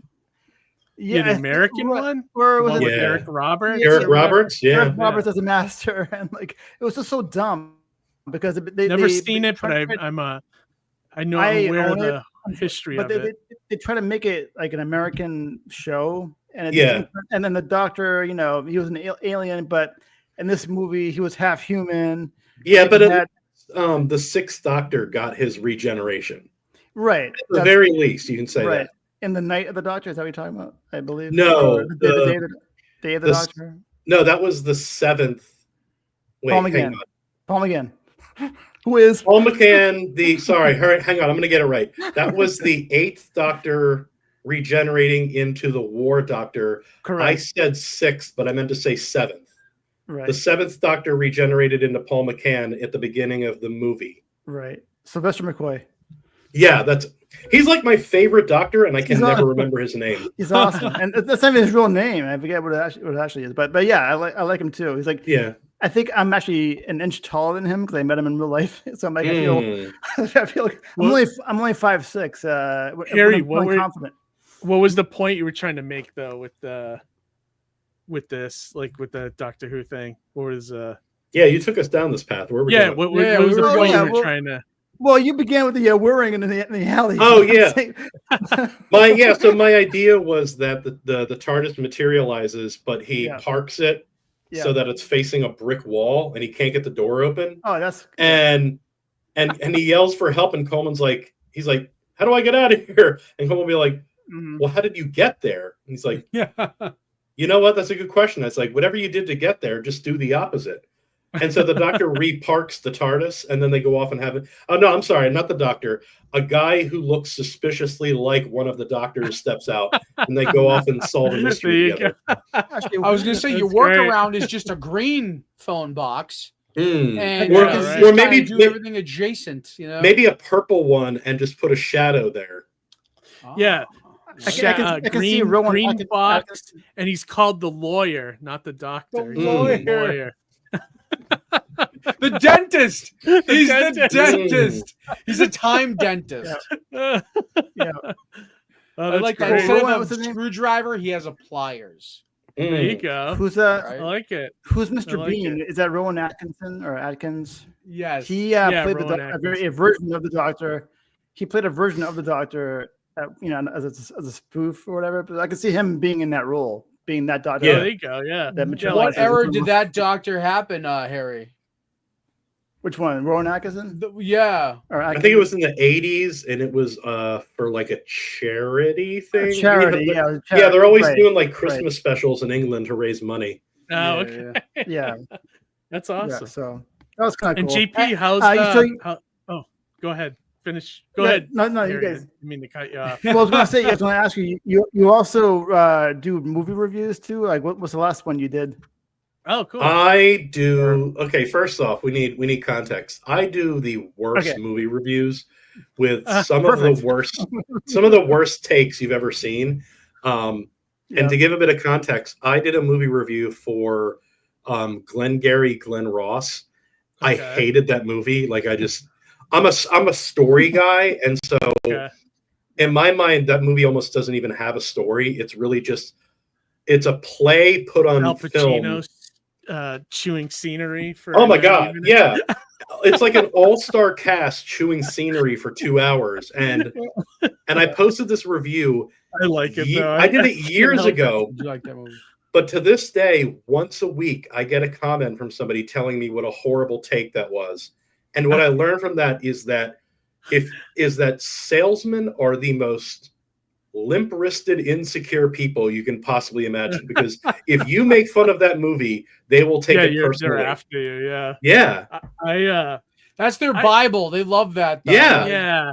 Like, I mean, that's a movie about slick dialogue, and there's barely a story there. I agree with you. Like, it's a play. The other reason I hated it is into a movie, so it's like tough. But I took a sales job like for a couple of months, and like I was okay at it, but I absolutely hated everybody in the building.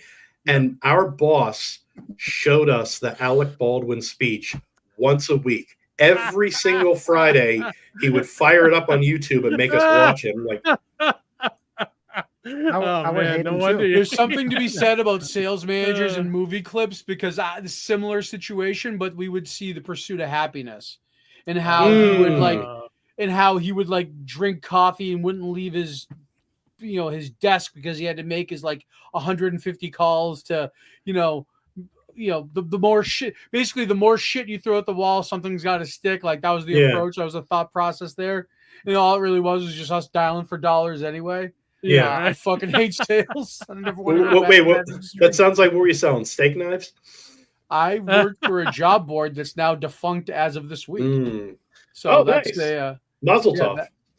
So that's that was a long time ago. That was one of my prior jobs. Now I work for a tire company that's not defunct. I might be defunct though. But anyways, so we'll start to wrap up because I see our third guest is in the green room right now. Right on. JP, anything else you want to promote while you're here? Like, do you want to shout out your YouTube channel, your socials? Anything? Oh man, it's kind of hard. Like, I almost don't want to recommend my YouTube channel because it's one of the most insane things. It's basically a channel that consists of whatever dumb things pop into my head over the course of a week. So if you're nothing wrong with that, great. I mean, I've done a 30-part series reviewing restaurants in rural Arkansas to give you an idea. Awesome. I would love that. Actually. JP, that's going to end up on Adult Swim in 50 years when somebody finds YouTube for content. So there's going to be kids getting high as fuck watching those reviews way in the future. Arkansas Chronicle almost. Yeah. But yeah, I would say if I could recommend one thing, the Indiegogo campaign for Eudaimonia has a preview story. I figured I figured I'm a writer and I'm trying to sell you on a story. So let me tell you a story. So I would recommend just go to that page, give it a read. If it speaks to you, if it means something to you, I'd love to invite you into this strange world I've made. Is that the comic pages that are on the campaign that I saw? Yeah, it's a full story from start to finish. Oh, okay, so that's cool. All right, give it a read, and if you like what you see, grab a copy, and if not, that's okay. I totally understand. It's not for every kind of person. Link is in the chat for that, everybody, to check that out. If you're watching this tomorrow, it will be in the description of the video as well. And also, if you still got some money left over, go to Barnes and Noble and buy Noirlum. Also, all 3 issues are 160 pages for just $30, right? Yep. Oh wow, that's a bargain. Pretty good deal. Yeah, bargain. So anything else, JP, that you wanted to shout out? Any other where people? No, not really. If somebody did that, that's more than I ever hoped I would attain. So if you did that, thank you so much, and thank you all for having me on. You are the lifeblood for people like me who are trying to get our work out there. So I appreciate it. Absolutely, man. Come back sooner. Let's make it more of a regular thing. When you have another book ready to go, hit me up. Try to get me give me like at least 3 or 4 months ahead, because we're starting to book up so fast now. So yeah, no doubt. It's ridiculous. So, but awesome, man. Well, great to reconnect with you, and I'm happy for your success, and I hope you sell a ton of copies of Noirlum, and you already hit the campaign, so congrats on that as well too. All right. Anything else, fellas, before we let JP go? No, I'm just gonna say everybody follow. Actually, so you also have a mailing list, JP, right? Yeah. Raiden Radio. So I'd say everybody jump on the Raiden Radio mailing list. Awesome. All right, JP, thanks for coming on again, and we'll talk to you soon. All right. Have a good night, guys. All right, you too. Man. See you, man. Awesome, man. So that's great, guys. So really good stuff. And it was great having him back on again. Yeah, I know. It was great to reconnect, and because the one thing I remember was that first issue cover. And I was like, I know we've had this guy on before. Yeah. I probably talked to him a lot on Twitter and not even realize it too. Because sometimes I'm oblivious to. Well, because sometimes we recognize an icon or an avatar, or like a project or a logo more than the person, right? Especially when we're online. Yeah, absolutely. So, and we have one more guest in the wings here, ready to go. And he's been on he did the one of our 5 questions with an indie creator segment not too long ago.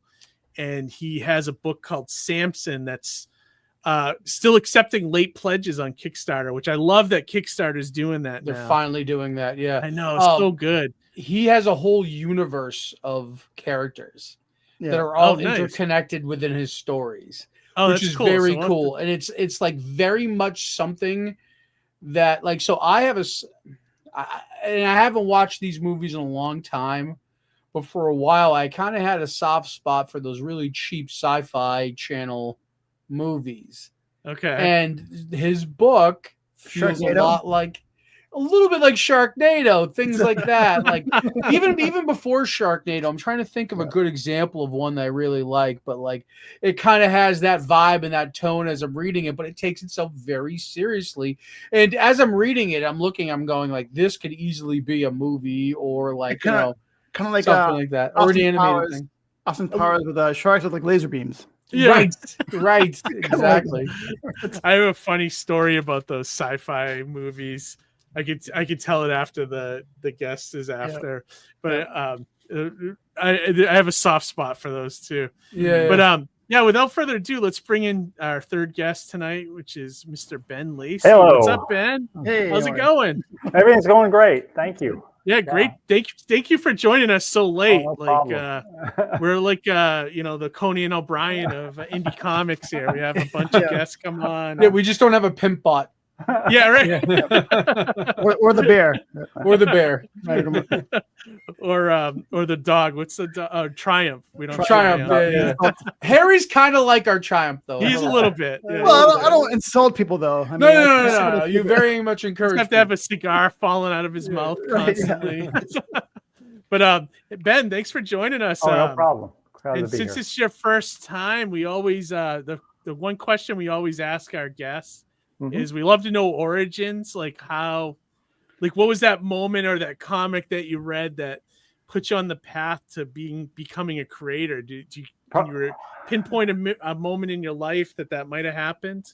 Probably going back to the 70s when I read a Spider-Man. It was a reprint of Marvel Tales reprint of one where he was trying to fight the Kingpin. This is like, that's a great issue. Kingpin was the Spider-Man villain, and he was his costume was in shreds, and he was trying to push open this giant safe door because the Kingpin had locked something in the safe.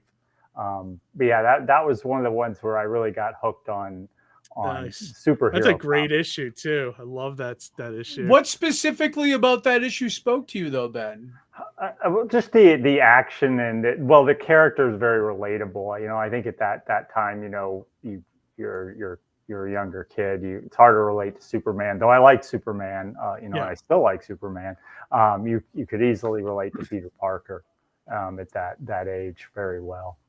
I think that's what separated you on that. Yeah, definitely. And that was always the argument of why people liked Marvel better, because you could relate to their characters more. It was hard to relate to Superman because he's a god, and hard to relate to Bruce Wayne because he's a gazillionaire, you know, so all that kind of stuff. 100% David Carradine's speech at the end of Kill Bill Volume 2, where he talks about Superman. Oh, yeah. And how Clark Kent is Superman's critique on humanity and what are the qualities of Clark Kent, you know what I mean? So, I mean, very much a villain monologue for Kill Bill. Like, because, you know, really, you know, that's a nihilistic way to think, per se.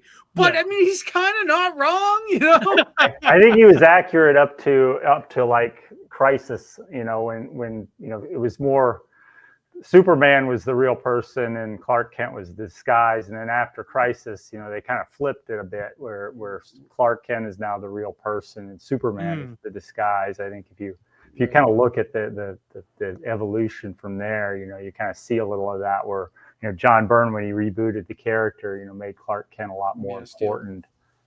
Yeah, I love Superman is always dependent for me, like whoever's writing it, like, you know, usually sometimes it's terrible, sometimes it's really good. Right now Superman's been great, like all this stuff coming out right now, but I've always felt that way. Whoever's writing him makes or breaks that character, you know. Also, I'm sure that Spider-Man was more relatable to you because he's like from your neck of the woods, right? Isn't he? Ben? Is he? Yeah. No, well, I did live in New York but not New York City. I was always in upstate. I'd go to New York every now and then to visit my grandparents because they lived in New York. but I only lived in New York City like for a year when I was in school. In college, I went there for school for 1 year. But I rarely lived in the big city. But I always like to go there. Right. Well, that's the other reason why Marvel was more relatable. They used real cities, you know, where DC used Metropolis, Central City, you know, not Caldor. Kind of and even I got a chat in here saying he's optimistic. He's cautiously optimistic about the new Superman movie. We are too. We talked about it early in the beginning of the show, but I'm looking forward to it. I hope it's good. Yeah. But Ben, tell us. When was the first time you created a comic? Like, how far back are we talking? The first script I wrote was actually for the comic Samson, which was it really? I wrote that. I originally wrote it back in the 90s, and then I kind of sat on it for many years. My first actual comic that I made was Shark of War, which I think you were talking about a little before I came in, and that was that I started just before COVID shut everything down. My first issue actually I think came out just as the shutdown occurred. Oh wow! I was scheduled to go to a local Comic-Con and I was going to sell it there, and then all of a sudden they're like, "Oh nope, we're canceling everything." Oh man! Which that first issue you actually wrote and illustrated, right? Yeah. The first 5 issues of Shark of War I did the art on too, kind of. So you can draw too, huh? Not real draw. I don't consider myself What- an artist. I'm very good with 3D models and Okay. and stuff like that. So Yeah, basically, well, I did use I a was, lot of. I was going to ask you, what program did you use for that? Because it looks Yeah, very like almost realistic, and then and cartoonish I use realistic. Daz, I mean, it's kind of, Daz 3D, which is a program. I think it's used a lot in the video game industry too. But basically, it lets Okay. you make it's kind of used for those video game models. So I kind of adapted it and then output it in a way into Clip Studio Paint where I could convert it into a more comic book like format. So I did a lot of rework on it to get it into the format I wanted. I don't mean to interrupt you, Ben, but as I'm reading it, it felt the characters felt like they stepped out of GTA. Yeah, now I understand why. A little of that, yeah. That's. I think it works really well it works pretty well for the shark, but for the human characters, they start to take on a non-comic book quality that didn't work as well. So by the time I got to issue 5, I started outsourcing all my art. So the only thing I do now on art-wise on Sharkivores, I always do like a Jaws tribute cover, which is spoofing like one of the Jaws movie posters. Or something like that. That's cool. That's fun. So yeah, so I always do the cover, one of the variant covers. But for now, I found artists who I think do a more traditional comic book style, and I think it works better. And that's why I wanted to do. Also, I would rather write and create the stories. And when you run into Kickstarters and writing and trying to market, it's trying to draw is a killer. I don't know how people do all of that, but I had enough after 5 issues. I was like, I got to give that up. Yeah, I mean, it's a lot of time. I love the art in the last. I think it's 7 and 8. You have a new artist, right? Yeah. Harshstroke is the artist for 7 and 8. Yeah, and I chose him because he posted some stuff on Facebook showing some dinosaur type photos and drawings he did, and I was like, yeah, this is the kind of looks like it could be the kind of action style that would work well in Shark of War. Yeah, I like his style, and I like it fit. Like I think I love the story, leading up to it. But like I think it comes into its own in this issue 7 and 8 with the art, and it all just starts to click. You know what I mean? I think you really hit stride at this point. Yeah, the first 5 issues were kind of an origin story almost for the character and setting up his current status. And now in issues 6, 7, and 8, we've kind of moved into a new arc where it's even more over the top, if that's possible in a way. Is his nemesis is creating these more and more monsters to take him on. And issue 9, I'm going to probably run on Kickstarter in September, so that'll be coming up next. I love that you have like this like full array of like aquamarine like combat. Like you have the orca, you got the piranhas. I'm waiting for like Architeuthis to come out next, which like is the giant squid. You know what I mean? It's like a toy line where you have the comic. That would. If I don't know if you read the Cthulhu Man, but there was some more. There was a lobster man there. There was a boy who got transformed into a lionfish. That I hope to bring him back. As him and his sister who's made into an electric eel. Hope to bring them back at some point, possibly for more of a superhero kind of looking feel to it. I was going to say, but the concentration being on aquamarine, can you talk a little bit about that? Do you have like a certain like affinity for marine life? It was more an evolution of how the Shark of War was created. It just made sense that they took this shark and they experimented on him, and then one of the scientists who Brooke Douglas, who was his co-creator, she decides she can do more in terms of making money. So she basically sells out to the mob and starts to work for them on creating new things. And obviously, the idea is she's going to start making more deadly sea creatures.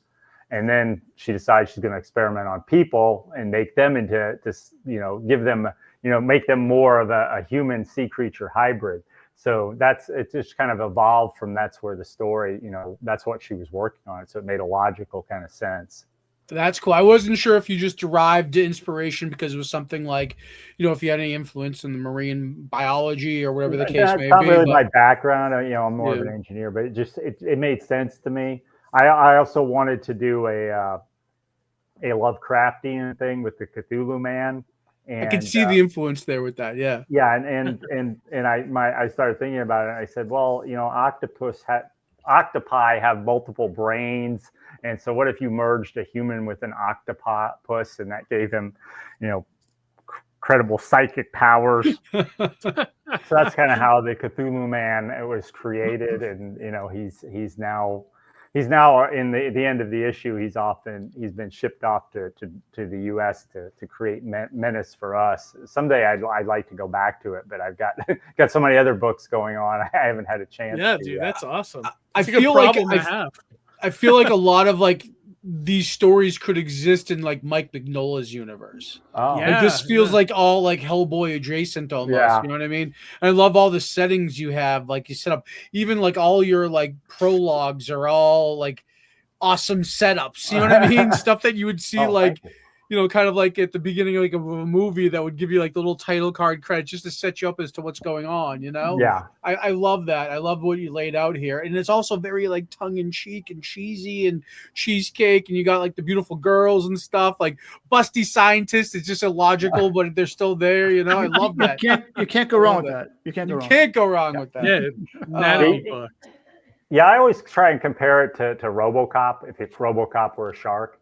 Yes. Basically, he's and if you remember the original RoboCop, not the remake. Such a great movie. It has that. It's got a serious action side, but then it's got this satirical, humorous side to it. How does his face not rot away though? I mean, I don't understand because they fed him the baby food. Remember that? Because he had the bioorganic portion, so they gave him the baby food, and that kept him alive. Right. The other thing I wanted to mention about the shark book, War Shark, right? Shark of War. It's a play on Man of War.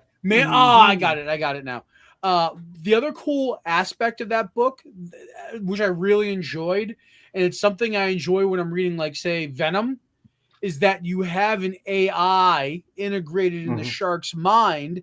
So that sets up this really awesome, conversational banter you have between the shark's psyche and the AI itself. You know what I mean? And it's so good. He seems kind of scary though, because he didn't know whether to kill the little boy in the first story or not. You know what I mean? So that's kind of he's a freaking shark. Yeah, that was what I was going for there. Is basically he doesn't. He thinks like a shark. He doesn't want to kill the kid, but should he bother to rescue him or not? So he kind of decides he's. I like that. I like a morally ambiguous character. Yeah. Yes. But later on, of course, they're in a more friendly state where he's, I viewed it as a Daniel in the Lion's Den kind of situation at one point. Actually, that's what the kid is named Daniel, partly for that reason. He's the only character in the book that doesn't have a fish-related name. Everybody else, his name. Their name is something related to the sea. Like the scientist, the lead scientist is Ray Fisher, Brooke Douglas. The Marissa Aguado is the big sister of the boy, and of course Lupita Tiburón and Lobo Tiburón basically translate to wolf shark and the feminine of wolf shark as the mobster bad guys. And all these books are related. They kind of they're in the same universe, and they all kind of cross each other. The Cthulhu Man, Shark of War, and the Vicious Vixens of Dakawanga. They're set at the same time period in the same universe. Samson, we haven't seen the connection yet, and we'll probably see that in the next issue. Well, cool. So it is connected to this universe because Samson takes place between World War II and the fall of the Berlin Wall. Samson, basically, the Nazis are experimenting on young children to create a super soldier. Instead, they give Samson powers, and which enables him to survive World War II, and also get some vengeance on the Nazis. And then 50 years later, because the book book covers him both as a young boy and as a man much later. He discovers that after the fall of the Berlin Wall, some of these super soldiers that the Nazis created may still be out there. And the first issue, we see him tracking one of them down. At first, he's very skeptical and he doesn't believe it. He tracks one of them down, and so as the story progresses, we're going to start to see how it ties into this, the Shark of War universe, which is taking place, roughly present day kind of time frame. Well, there's more experimentation going on with the sea creatures now instead of like humans in Auschwitz. I think what you're going to see is that the universe starts off with more superhumans, and then something happens, and that takes us to the present day. And that ties into how we got to the present day, and you'll probably see that Samson will probably build the history of the universe up to kind of the Shark of War time, and the follow up to Samson, which I have is an idea of a superhero team book. No, don't tell me Samson, like in some kind of weird Mr. Limpet way, turns into the shark, right? No. Okay. The shark is a shark. This isn't Street Sharks or remember that cartoon, but it's nothing like that. Yeah, the shark is a real shark who the Navy found injured, and they just hauled him off and started experimenting on him because he was so large. They thought maybe he could survive where other sharks hadn't been able to survive. Yeah, I love it. Yeah, and like he's branded with U.S. like emblems, and he just looks so badass. Like again, like Keith said, like it's like a toy. You know what I mean? Like you can see that easily. I've always thought in some ways it would probably go over better as a movie than a comic book, even because I have people come up to me in cons say, "Oh, that's a great idea. I'd love to see that in a movie," and then they don't buy my comic book, and I'm like, of course, man. Like why wait for the movie? It's right here. Heard that a million times. Well, speaking of emblems, let's talk about. Well, let me show the Samson campaign. That's the one Ben is currently got open. Yeah. You can get all my other books as part of that campaign. And this got funded successfully. Congratulations. Thank you. And how's the late pledges going with Kickstarter? Is that you finding new I usually get a few. I think I've gotten one maybe so far. Okay. You usually get a few on a day or two after. I kept it open a little longer than I normally would, actually, because I knew I'd be on this program and then I'm going on another program tomorrow night. So I figured I'd have keep it open a little longer. I do want to point out. Look at that cover, though. Look at that. That's so awesome. Have you seen the Alex Ross one? That one, like this one. Yeah, I love that one. What? That is cool. Yeah. That is actually the artist who does this Vicious Vixens for me is doing this issue of Samson. Drew this for me, and I asked him, do you think you can do an Alex Ross style, that photo real kind of style? And he's like, I'll give it a try, and I thought he really hit it right. Oh my God, yeah, he nailed it. I mean, if you told me that was Alex Ross, I probably would have believed you. Yeah, it's that good. I'm really pleased with it. Yeah, it looks great. So this is some stuff from first issue. If you, at the top, actually, there's a link where anybody can click on it and read the first issue. Because right here. I'm willing to let everybody read the first issue and hope they like it enough that they're willing to try, pony up for the second issue. Oh, there you go, everybody. So you can read the first one for free to see if you want to check out and buy the second one. And I'm assuming you're going to do a whole series of Samson. Yeah. So this is number 2 right here that you can get 1 and 2, but the second issue is what's being drawn right now. And I expect Samson to go, 7-8 issues or more, depending on how it goes. I'd like to do an ongoing, but at least, I'm thinking 7 or 8 issues to cover, this period of time and what's happening with all these Nazi super soldiers and the effort to try and restart that program. That's cool. Love all the homage covers too you have on here. That's great. Yeah, I always like to do covers that are inspired by other covers. So, like I said, for the Jaws, I always try and do something that's a homage to the Shark of War. I was trying to do something that's a homage to the Jaws movie, and for Cthulhu Man, we were doing these EC Comics style covers, and thing in the cover that was a homage to the X-Men #1 cover. Yeah, I love that. I love the Jack Kirby homage too. Yeah, he so really cool. Yeah, he my artist Nico Turan asked, he's like, oh, I want to do a Jack Kirby. I'm like, okay, Yeah, great. Do a Jack Kirby. Perfect. And Nailed it. Unleash these are the fury of Uber Kong. I love that. Yeah, I love that. It's so funny. It's so Kirby with the pose too and everything. Absolutely. Yeah, I love that. Yeah, no, this looks great. Oh, This looks like a real fun Like book. good superhero book, Yeah, I like the idea of this. Well, one. it's kind of it's in a very slight way. It's almost a little historical, right? Because you Yeah, go this is into it based that, on Yeah, this is based on real people. Not only that is of course the Nazis did experiment on people during World War II. Nobody got powers or anything. They were especially interested in twins, which the main character has a twin brother, and the two of them are both experimented on.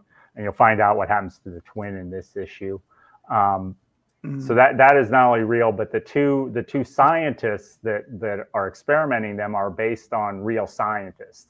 If you look at issue 1 in the back, there's a bonus feature where I talk about the history. Well, you should some take of a the look at that, history Keith. It's pretty cool.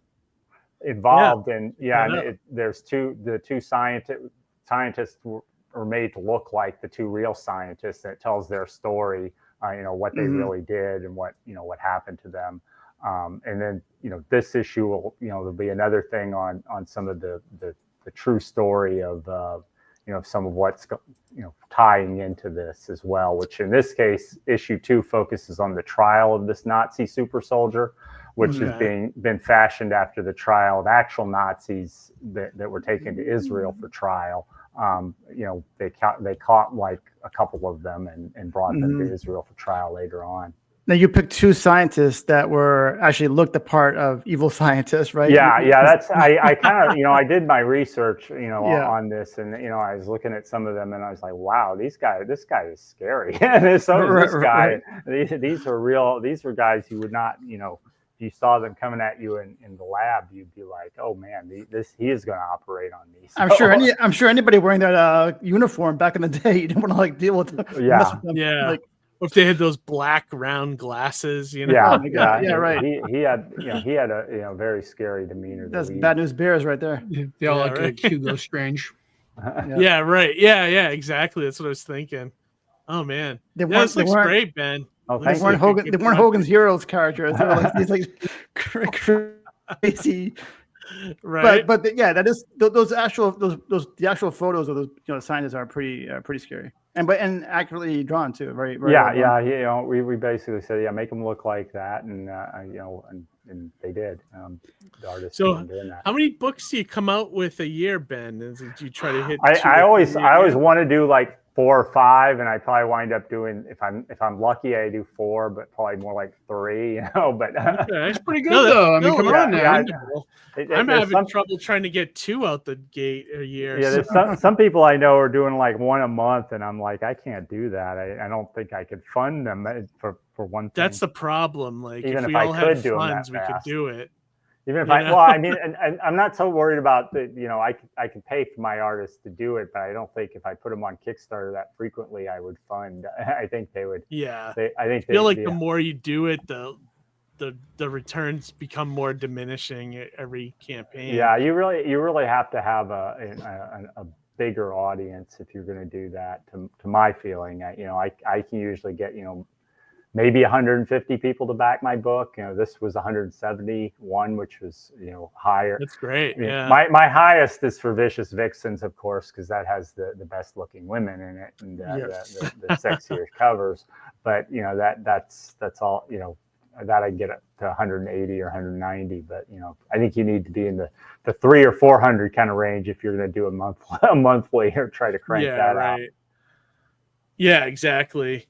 And then trying to find the time to do it in between your regular job and stuff, But that's cool. I'm glad. I didn't know you were building this whole universe and all these titles kind of go together, which is well, originally I was going to have Samson be almost its own separate universe, but then my son was like, no, you need to have a connected universe. They have to be connected. It all has to fit together. And I started thinking, well, how can I do that in a way that makes sense? And I'm like, oh, yeah, I know how to do it. So I'm going to do it. That's great. Yeah. I'm glad he encouraged you to do that. Yeah. Issue cool. 3, you're going to see the connection. I feel like people would like that, especially if they don't know that's coming, you know? Because issue 3 will have a cameo by a character from the Shark of War. Cool. I like that, though. So that's great. Awesome. And so the next one that you're working on is going to be the next Shark of War story? Shark of War number 9. Okay. That I think I'll try to fund in September.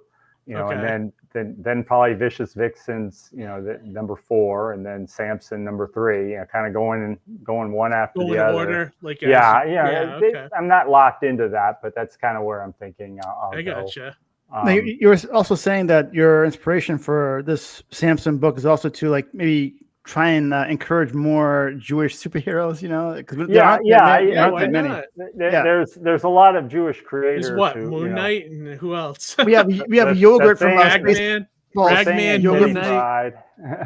Which one? Baseball yogurt. Ben Grimm.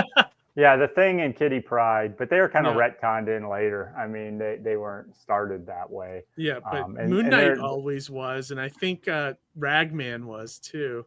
Oh, that's right. You might be right, Ragman. Yeah, and if you pronounce Spider-Man's name, because the suit is like the Ragman suit is like their version of a golem. Yeah, that forest lawn area where Peter Parker lives is not far from where my grandparents used to live. So Cool. Peter Parker, you could think of was probably thought of that way. Yeah, if you pronounce Spider-Man as a Spiderman, that could be a Jewish name. Spiderman. that could be a Jewish name too. I mean, no way. Spiderman. That sounds like one of those spoofs from the 70s. Yeah, Mad Magazine or something.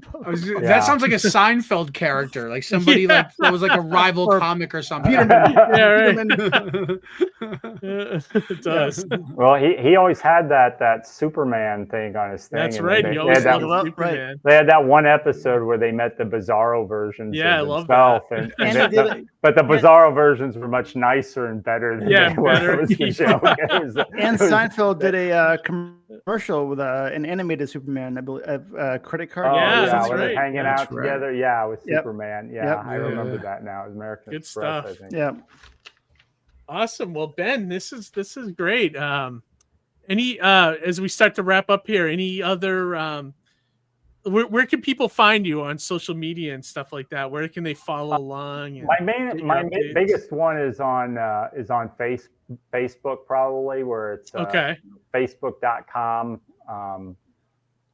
Shark of War. So that's probably where I'm mostly. I'm B Lacy 1 on Twitter, and I think on what's the other thing? Blue Sky. Yeah, Blue Sky. But I don't post there a lot because I don't get a lot of response there. Yeah, it seems to be dying already. I know. I was too sad, man. But if people also go to bitingcomics.com and just there's a sign up there for my email list, they'll get a free copy of Samson, digital copy of Samson, digital copy of Shark of War, digital copy of Vicious Vixens. And and as a special, my summer guide for how to avoid a shark attack. Oh, cool! Awesome. Is number 1 don't go in the water? Well, that's one that I guess you could go with, but this is for improving your odds if you actually are in the water. Oh, right. Yeah, that's awesome. I dug up some information from the University of Florida Museum of History, and then kind of made little humorous illustrations. So you can like punch him in the nose, right, and turn the shark. That is one of them, or try and gouge the eyes, and try not to get back to back with somebody if they're actually coming at you. What about turning them upside down though on their backs to put them to sleep and then put in the eye? I've seen that on Shark Week, but I think it has to be a pretty small shark. I mean, you're not turning jaws on his back. Well, if it's a shark that you turn on your back, it's probably not a shark that's going to eat you. I was going to say, in honor of Shark Week coming up next month, it's usually July the third weekend of July. July 20th. What a better way than to you should do a big push around that time, Ben. Did I lose you guys? Oh, yeah. I think my You're back. video might have Yeah, you been froze down. for a minute. During every Shark Week and right after Thanksgiving, I always do a Sharktacular, which is a drawing where I have so anybody on my email list will get this, and if you're following me on Facebook, you'll see it too. I always do a drawing for some comic books, the hard copies of comic books that I'll mail you, and cool. a hard one of my idea. plushies, my Shark plushies that I'll mail the winner. You should also offer a sale on your books at that time too. So that week is the Shark of War Shark Week Sharktacular. This will be the fifth one, I think. It's a tongue twister. Yeah, this will be the fifth one I've run. Yeah, I usually, I try to offer, pretty good discount. If you look at the prices on my Kickstarter, you can get all 14 copies of my book digitally for $25. That's really good. That's a and great all the deal. hard copies for $70, which I'm trying to work out That's to be still a great basically deal too. Yeah, all my add-on books I priced in a tier where basically it's Comic-Con pricing. The $5 a floppy, $20 for my Shark of War my hardcover of the first 5 issues, and $5 for all the floppies for the later Shark of War, Vicious Vixen, Samson, the Cthulhu Man. I try to price them at the same price I'd price them at Comic-Con, except the people who back will also get, them shipped to them, and they'll get all the, the print and the other bonus, the digital copies as well, which the con people don't get. So it's actually, I'm trying to give a better deal to them than I do to a con, keeping in mind that I still have to ship the books, and I still have to fund the product. But I Medium really mail was your friend at that point. Medium mail. Yeah, I really want to get people to buy my back issues too and get all my books. So, I try to get people who read Samson to read Shark of War and vice versa. But it's harder than I hope. So that's why I'm truly trying to offer. I think if you do bundle deals like that, that's a way to do it. Yeah. So that's what I'm trying to do. So if people look at it, they'll see the pricing there. I try to be very competitive in that. Yeah, that's great, man. Well, thank you for coming on the show, Ben. Problem. It was had a good time. Yeah, absolutely. And I loved hearing about all these books. It sounds great. I love your universe. I think it'll be cool to see how it grows, So thank you. And also people shark repellent isn't a real thing. It's only in Batman. Unless Batman does it, yeah. Yeah, right. Exactly. Only he's cracked the code. Yeah, right. Because he's Batman. Right. All right. Well, Ben, have a great night, and thank you. it was great to talk to you, and good luck with all your future projects. Okay. We'd love to have you back for the future too. I like that. Thank you very much. Bye, everyone. All right, Ben. Have a good luck. Have a good one, man. Bye. Bye. Awesome, man. He's got some fun books. Let me tell you. Yeah, man. you're saying that. Fun books. Did you get a chance to read them, Johnny? Or I did. So I skimmed through a few, but then I actually started reading through some of them, and I really enjoyed it. Like I said, it was like, and you said you had something to say about sci-fi movies, but that's what it felt like. One of those sci-fi, you see it on a Saturday afternoon.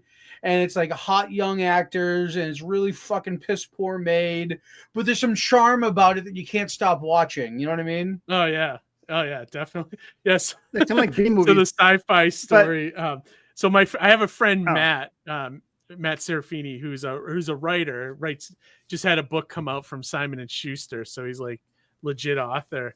Nice. And he has a friend. He used to work for. Is it Bloody Disgusting? He used to write for them before, but his friend that he met at Bloody Disgusting used to write some of those movies, some of those sci-fi original movies. He sold a couple. I think one of the ones he might have sold was Ghost Shark. Did you ever see that one? I've never saw that, but there were so many variations of Arachna Sharkopus. You know what I mean? Yeah, right. Or Mega Lava Shark, or right. Any one of these movies is any one of these movies is a movie that I would expect to see in Mystery Science Theater 3000. Yeah, exactly. Them reviewing it. And not to diminish his writing style or quality or anything, but I always felt like a fucking coked out 12-year-old could write those things. Well, he told me about this one Matt, he was telling me about this one. I was laughing my ass off that got rejected from the Sci-Fi Channel. It was supposed to be called Hellstorm, and the premise of it was a tornado's going by this like house that's that they're performing an exorcism in, and the tornado ends up sucking up the demon from inside of the exorcism into the tornado, and it becomes like this possessed tornado basically. They gotta right? I'm sold. There's gotta Brilliant, be a, right? There's gotta be a moratorium on tornadoes. What's that? There's gonna be a moratorium on tornadoes, you know. Yeah, right. No more sharknadoes or tornadoes. But the ending of the movie it sounded so funny. He said like the ending was supposed to be like a priest up in a helicopter with a megaphone performing the exorcism over the tornado cloud. I can't I imagine was like, why. oh my god, this movie should have been made, dude. Oh man, it's so funny. I would love to see that movie. Starring Tara Reid. So ridiculous. Oh god, it sounds so funny. That does sound funny. But man, those movies, they don't really make. Do they still make them? I mean, I'm sure they do. Sci-Fi Channel. There's got to be a market somewhere for it, right? Yeah. What was it? The Asylum. Where yeah, Asylum Pictures. Yeah. They used to just make whatever. They would make a knockoff movie that was ever popular out at the time or whatever. Right, you know? right. And I think, didn't they dabble with Puppet Master? That was Full Moon, but I don't know if did they ever merge? They may have. They may have. Yeah, I don't know. Because last I heard, Full Moon went under or was kind of done, but I don't know. So based on that description, I'm pretty sure the three of us can think of a movie that's better than that, you know, for the Sci-Fi Channel. Yeah. I like that. Hellstorm, that's Selbit. Yeah, they got my Santa Jaws. Santos Jaws. That's pretty funny. That'd be great. Santos Jaws. Or no, he said Santa Jaws. Santa Jaws. Santa Jaws. Oh yeah, exactly. That'd be great. So funny. But yeah, no, I feel like any of us could write something like that. Well, yeah, we should get on it. Yeah. There you go. Anything anything you fellas wanted to shout out before we wrap this one up? Well, for those who are paying attention, the map and the exhibitor list for Terrificon is out today. Oh, really? Are you on it, Johnny? Yes, I'm on it. Oh, good. Thank God. So where are you in the same spot? Same spot. Oh, good. Yep. That's so, awesome. Come I'll find have to take a me. look today to see where I am on that. Yeah, I didn't. Also, go ahead. I was just saying I didn't look to see where you were at. I'll check it out. Yeah. Or are you Artist Alley or are you a booth? I'm probably in Artist Alley. Oh, okay. All right. Probably the same spot as last year, right? I would hope so. That spot was pretty good. It was good. You had Samoa Joe walk by a bunch. Yeah, dude. That's Tim dope. and Matt Ryan and you had a lot of people. Saw You're right across Rooker from a couple Dante from times. Clerks. Brian O'Halloran. Yeah, that's right. Yeah, he was. Well, he was a little further down, but right next to me was Jason Aaron too. Like, oh yeah, there you go. Yeah. Also, we should say that me and you are going to SPX. We got accepted since the last episode. That's right. I was on a waiting list for SPX, and I got an email out of the blue saying that I was accepted after. So someone must have dipped out, which is great. That's cool. Yeah, it's been a while since I've been to that show, so it'd be nice to give it a second try. Yeah, I'm looking forward to it. It's my first time going, and like I've said many times on this show, I love those kind of shows, like the indie show, and everybody there is looking for comics, so I love that. So yeah, I can't wait. So it'll be my first time going. Hopefully, it's good networking too, and good like indie comic creator community. So yep. Absolutely. Dean Haspiel was just announced. It'd be nice to hang out with another drink with IC3, him. and he's also coming on this show very soon. So that'll be cool. Very cool to talk to him and see him at that show. Yep. Maybe hang out, have another horrible burger with him. Yeah. Now, just say, Harry, did you have any announcements or anything? Well, no, I was going to work on a new drawing. I have an idea for a new drawing that's going to do this weekend, but I was being lazy. Yeah. It's almost as good as the mosquito one that I did. Okay, I saw that one actually. That was pretty fun. Nice. Yeah, it's like one of those things that gets stuck in your head, that needs to come out. It's like an annoying thing. Like the mosquito drawing part of it wasn't even what needed to come out. It was like the wording, the text. Yeah, right. It was just like after, whatever. But I have a silly idea that's kind of along those lines. Was it commissioned or just an idea that you're just an idea? But it's funny because right after I drew it and I showed it like 2 weeks ago on the show, I was like driving home from work, a few days ago. And this van cuts me off, and it's Joe's mosquito. It's funny, but they don't. That's kismet. That's like that is. Like things like that happen to me all the time. I can't even like tell you how many times that's happened to me in my life. Just bizarre things like that. I believe that coincidence. For the longest time, I would literally see the 6s and 3s. Oh my god! I was like that Jim Carrey movie or whatever. Everywhere. Yeah. To the point where I thought I needed a priest. I was like, what the fuck is going on here? And actually, I haven't seen it. I hope I didn't jinx myself, but I haven't seen it in a while. But like, I literally was seeing it all the time, like just popping up every day, multiple times. I was like, am I being fucking chased by the devil? Like, what the fuck is happening here? I don't see 6s. I see after 11. I can swear. I see 246 a lot. For some reason, like whenever I look up, I don't know why. Like that number 6 is scary. Yeah, scary shit. That's pretty scary. Huh. Interesting. The power of Christ better compel me. Yeah. But maybe next week I can showcase it if that'd be cool. Around to it, you should start do you have like an Etsy store or something? No, you should make T-shirts or something. I would buy half of the stickers, Harry. Yeah, or put it on like one of those. What's that site that does them to demand? On demand? Is it T Fury or something like that? Or well, even like the one that I belong to, like Redbubble, there's like so many T-shirts, Teespring, right. But I have I do have, like my Instagram account here. Like it's funny, every time I do a new one, I post it, and people from the show that I watch it or like friend me after or like follow me on there. So it's kind of cool to oh, that's good. So you're picking up some stuff from the show. Yeah, that's kind of cool. I mean, it's good to like no, I like that. I like that you are in the art community. Yeah, so I'll add more to it. I mean, you deserve to be there.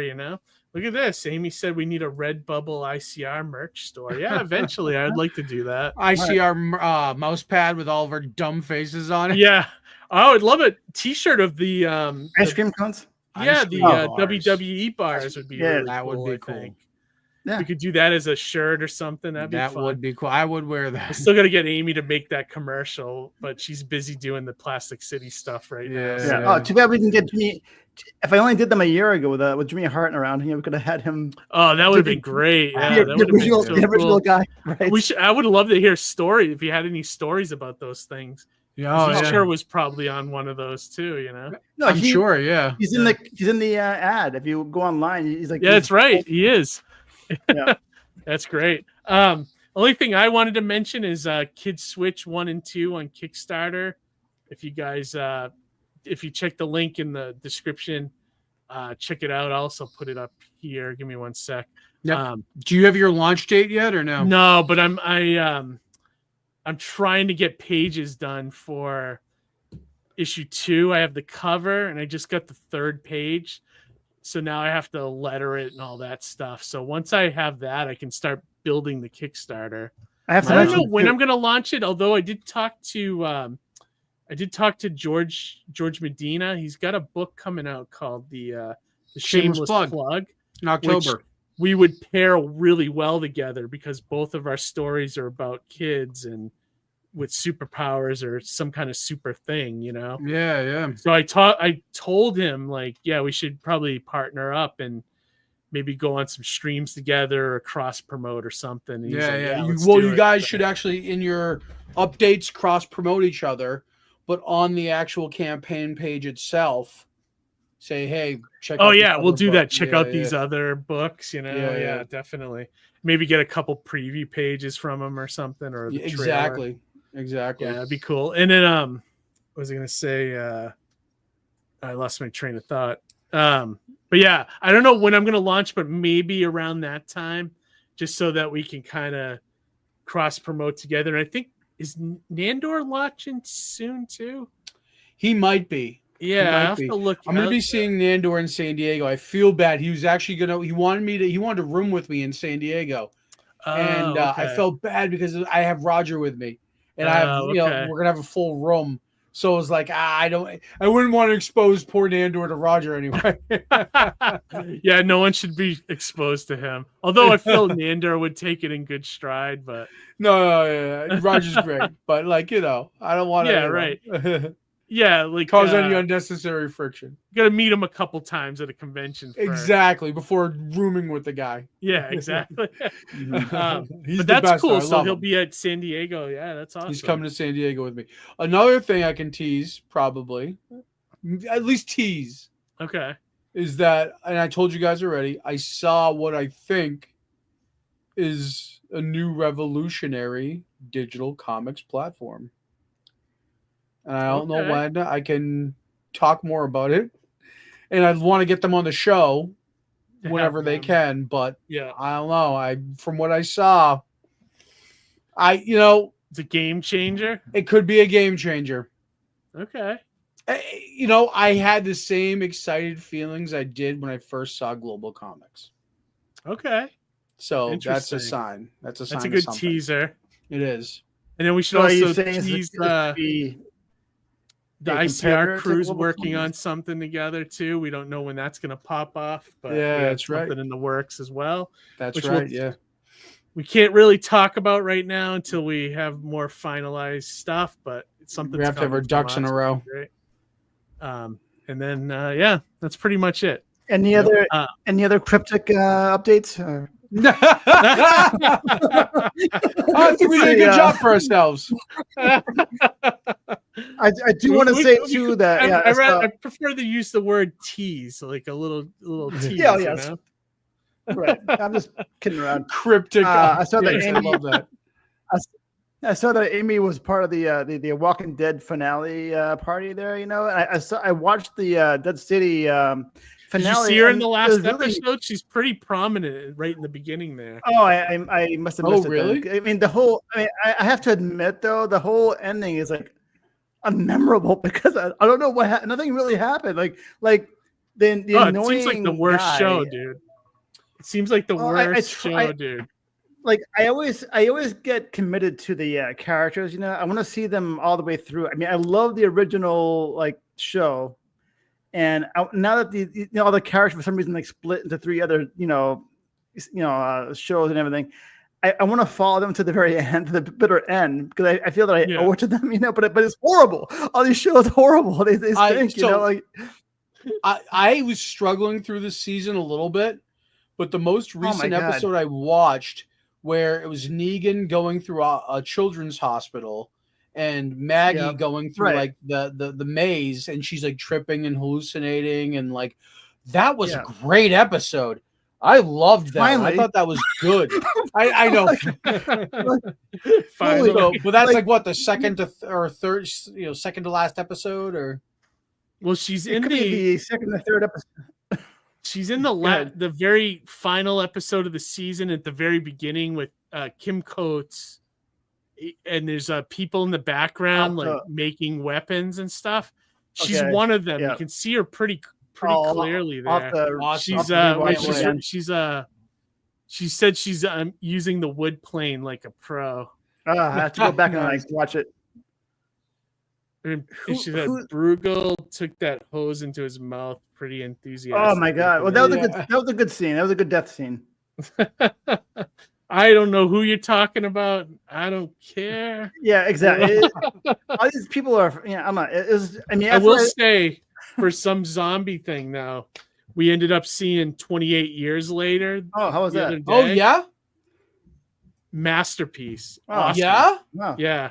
And Johnny, if you want to see it, I'll go. I'd happily go again. Yeah, I'll have to check it out. Fantastic, better than the previous two. Wow, the best one. I'm throwing it out there. I think it's the best. So I imagine I might try to sneak in one of those early low credit screenings tomorrow, like a matinee or something. Yeah, I might do it tomorrow. If you want to go this week or something, I gotta work tomorrow and Wednesday, but I could probably swing a Thursday or Friday thing. Oh no, I can't do Friday because of 4th of July. but Thursday probably could. Yeah. If not, maybe next week, because it's probably going to be around for at least a couple weeks. There's a lot of movies I want to see right now. I want to see F1. I know, it's ridiculous. I want to see that. I want to see Megan. Like, there's a bunch. Megan. I heard, Megan was a huge bomb too at the box Huge office. bomb, but I heard it was fun. I heard it was a good movie. Did you? Yeah. I'm kind of unsure on that one. Well, I really liked the first one. You know what I mean? And I was told that this one takes the like Terminator formula, where the first Terminator is a horror movie. This one's like actually it's an Terminator action 2. movie. Bingo. It's Terminator 2. So if they Terminator 2'd it well enough, I might like it. I don't know. We'll see. So Megan's like a liquid, like a metal. That would be great if they did that. I might see it if they did that. But this is what I'll say about 28 Years Later. It's like the movies I was talking about earlier with PJ about how the horror elements are all there, but it's a movie saying something, like it's got something to say about death and, like, you know, the main character is a kid basically, and it's like him learning to be a man in the apocalypse basically, and it's fucking great. Like and they didn't like like sometimes when they have those movies where it's about where they're telling something else besides the horror, they kind of forget to do the horror. But no, not in this one. It's everything is top notch. You know, isn't there going to be another movie after this too? I heard. Yeah, which I trilogy. Which I kind of wish they wouldn't do, because the way this one I thought was perfect. Yeah, what's after years? Well, the next one's supposed to be by the woman that directed the Candyman remake. Oh shit, that piques my interest. Yeah, Nia DaCosta. I think DaCosta, yeah. She was supposed to do a New Gods movie. No, I think you're confusing her with the what's that other woman? The one that did what's that horrible kids movie? Wheel of Time. Yeah, or no, Amy will remember. Amy, let me know. I think her name is Ava Dervarni or something like that. Wrinkle in Time. Oh, you know what it was? Woman. She directed the Marvels. That's what I was thinking. Yes, Nia DaCosta did that one, I think. Yeah, right? she directed the Marvels, but I thought she did the Marvels, but she also did the Candyman remake, which was good until the last 20 minutes. Became became a little more a little pretentious at the end, but it was pretty good up. Well, and that's what I heard too, is that ending was kind of like the divisive thing. You know what I mean? Yeah. Well, 28 Years Later, I'd love to see what you think of it, because I thought it was amazing.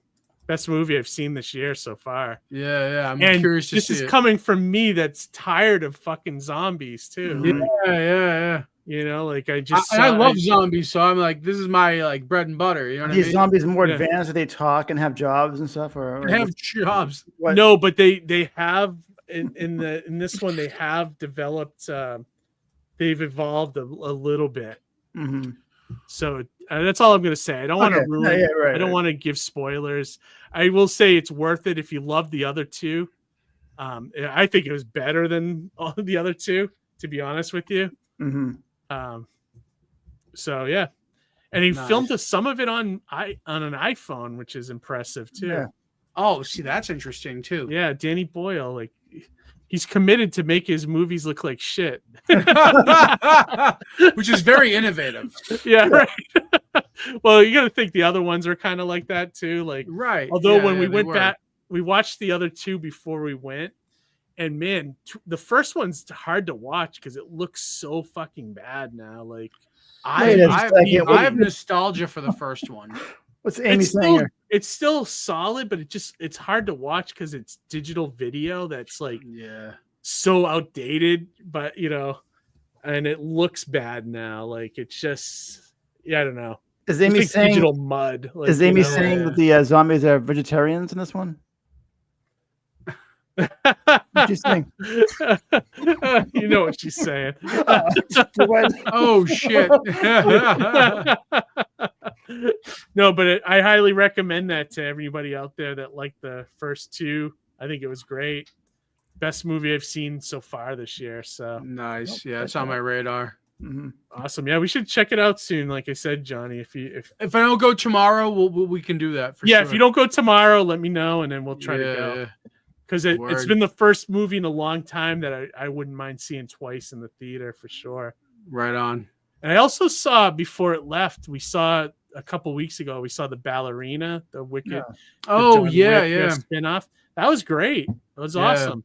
But I feel like people are fatigued with the they're kind of sick of like the woman action star, but it's too bad. Like that one was actually really good. It doesn't last very long. That face. But you know what? Yeah, though? right? I just recently watched. So I went to Western Mass and I hung out with some friends. And one of my friends, she's a big fan of Charlize Theron. Yeah. So we watched a trilogy of the Charlize movies. Old Guard, Atomic Blonde. What's that? Atomic Blonde. That was the second one. Yeah. So we watched Old fucking Guard. Good. Atomic Blonde. Atomic Blonde was amazing. Awesome. And then based we on a watched comic book too. I didn't know that until the credits. Yeah. And I was like, oh, I gotta seek that out. And then the third one we watched was one with the Seth Rogen, which was just a romantic comedy, but it was still fun. That movie that she was in, Prometheus, the prequel to Alien or whatever. Like, there was a scene where like the alien spaceship, whatever, breaks apart. It's like a giant wheel, and it's like chasing after her. She's like running away from the giant. Oh wheel, yeah, you know? towards the I'm end. like, she gets squashed by it. I'm like, Charlize, like, go right or left. Yeah, it's not gonna run you over. It made me upset. You know, like that's how even if she went right or left, I don't think it would have mattered. The thing was such so a big. wide ship. Yeah, was it so big? I like that movie. I'm gonna go on record Prometheus? saying that I like Prometheus. Yeah, I know that's a hot take, but and not a lot of people like it. But I like that movie. I don't know if I'm still at contention with it. Some mornings I wake up and I enjoy it. Some mornings I want to fucking kick Damon Lindelof in the nuts. Well, I like any movie that does something different with the alien stuff, Mm-hmm. and so that one kind of qualifies. Although I feel like Noah Hawley's Alien series that's coming to FX looks great. Looks Sold really on that. good. Looks Yeah, like it has absolutely. a different take. Looks like there's different creatures too, which is kind of fun. I think it's gonna. I hope it evolves more on the whole Alien 3 thing with the dog. It looks like it's on that Yeah. little bit of that tip. And like when they said it was like Alien Earth, I wasn't thinking future like that. So that's kind of cool that they're doing a future version of Earth, which is I was thinking it was going to be our time, like modern times. Right. And Timothy Oliphant looks awesome with the white hair. Oh yeah, he looks great. He looks like the Collector. He does. Yeah, he does. Doesn't he? He's awesome in everything he does. So Usually, I'm curious about that. So, and I love Noah Hawley. I think Legion's still one of the best superhero-based TV shows ever made. Yeah, I'm with you there on that. Which show? Legion, Soundtrack. with Dan Stevens, so freaking good, man. The soundtrack on that got me all fucking fucked up. What, I Legion? Legion. Legion's a I bought. That's the crazy last time I soundtrack. bought a soundtrack on CD. Yeah, that It was the soundtrack, Legion soundtrack. crazy good. Yeah, I love that. I should buy that because I did love the soundtrack. Yeah, on it was Legion, great. too. It was great. He performed a lot. Basically, it's Noah Hawley's band doing covers. Oh, But really? But they're all in that like somber, like weird, trippy, Legion-y kind of vibe. So like he does a version of a Cornflake Girl by I forget her name, Tori Amos, I think. Oh, And yeah. it's just so good. You know what I mean? He did Superman by REM. Yeah. Which he did this very slowed down version, which comes off like creepy and like morose. Nice. You know what I mean? Love that, Oh, it's yeah. so good. And like, I mean, Dan Stevens and So Aubrey good in that. Plaza And that's the other thing too, is that show did a good job of like making him like a hero and a villain. yeah, absolutely. It like flip flopped him, and then like when you're rooting for the Shadow King, and you're like, what? This doesn't make sense. Yeah, right. You know what I mean? That, and it's like through the lens of like Twin Peaks kind of weirdness. There's like, a little you know, avant-garde weirdness to yeah, it. like Yeah, David for sure. Lynch kind of like look style to it, and yeah, You know, loved it.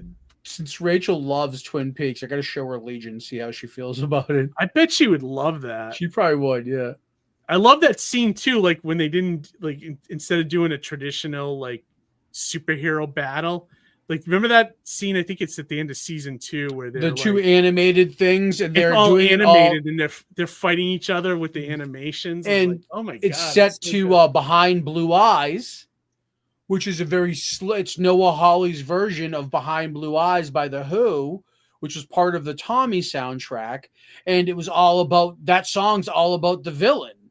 You know what I mean? So that's what made that so prolific, is that you had these two characters fighting basically to this backdrop of this song with this villainous intent. It was so good. So good. That show works on so many levels. Oh god. And all these actors that were in it that were kind of big now, like the girl from Prey, she was one of the mutants. That's right.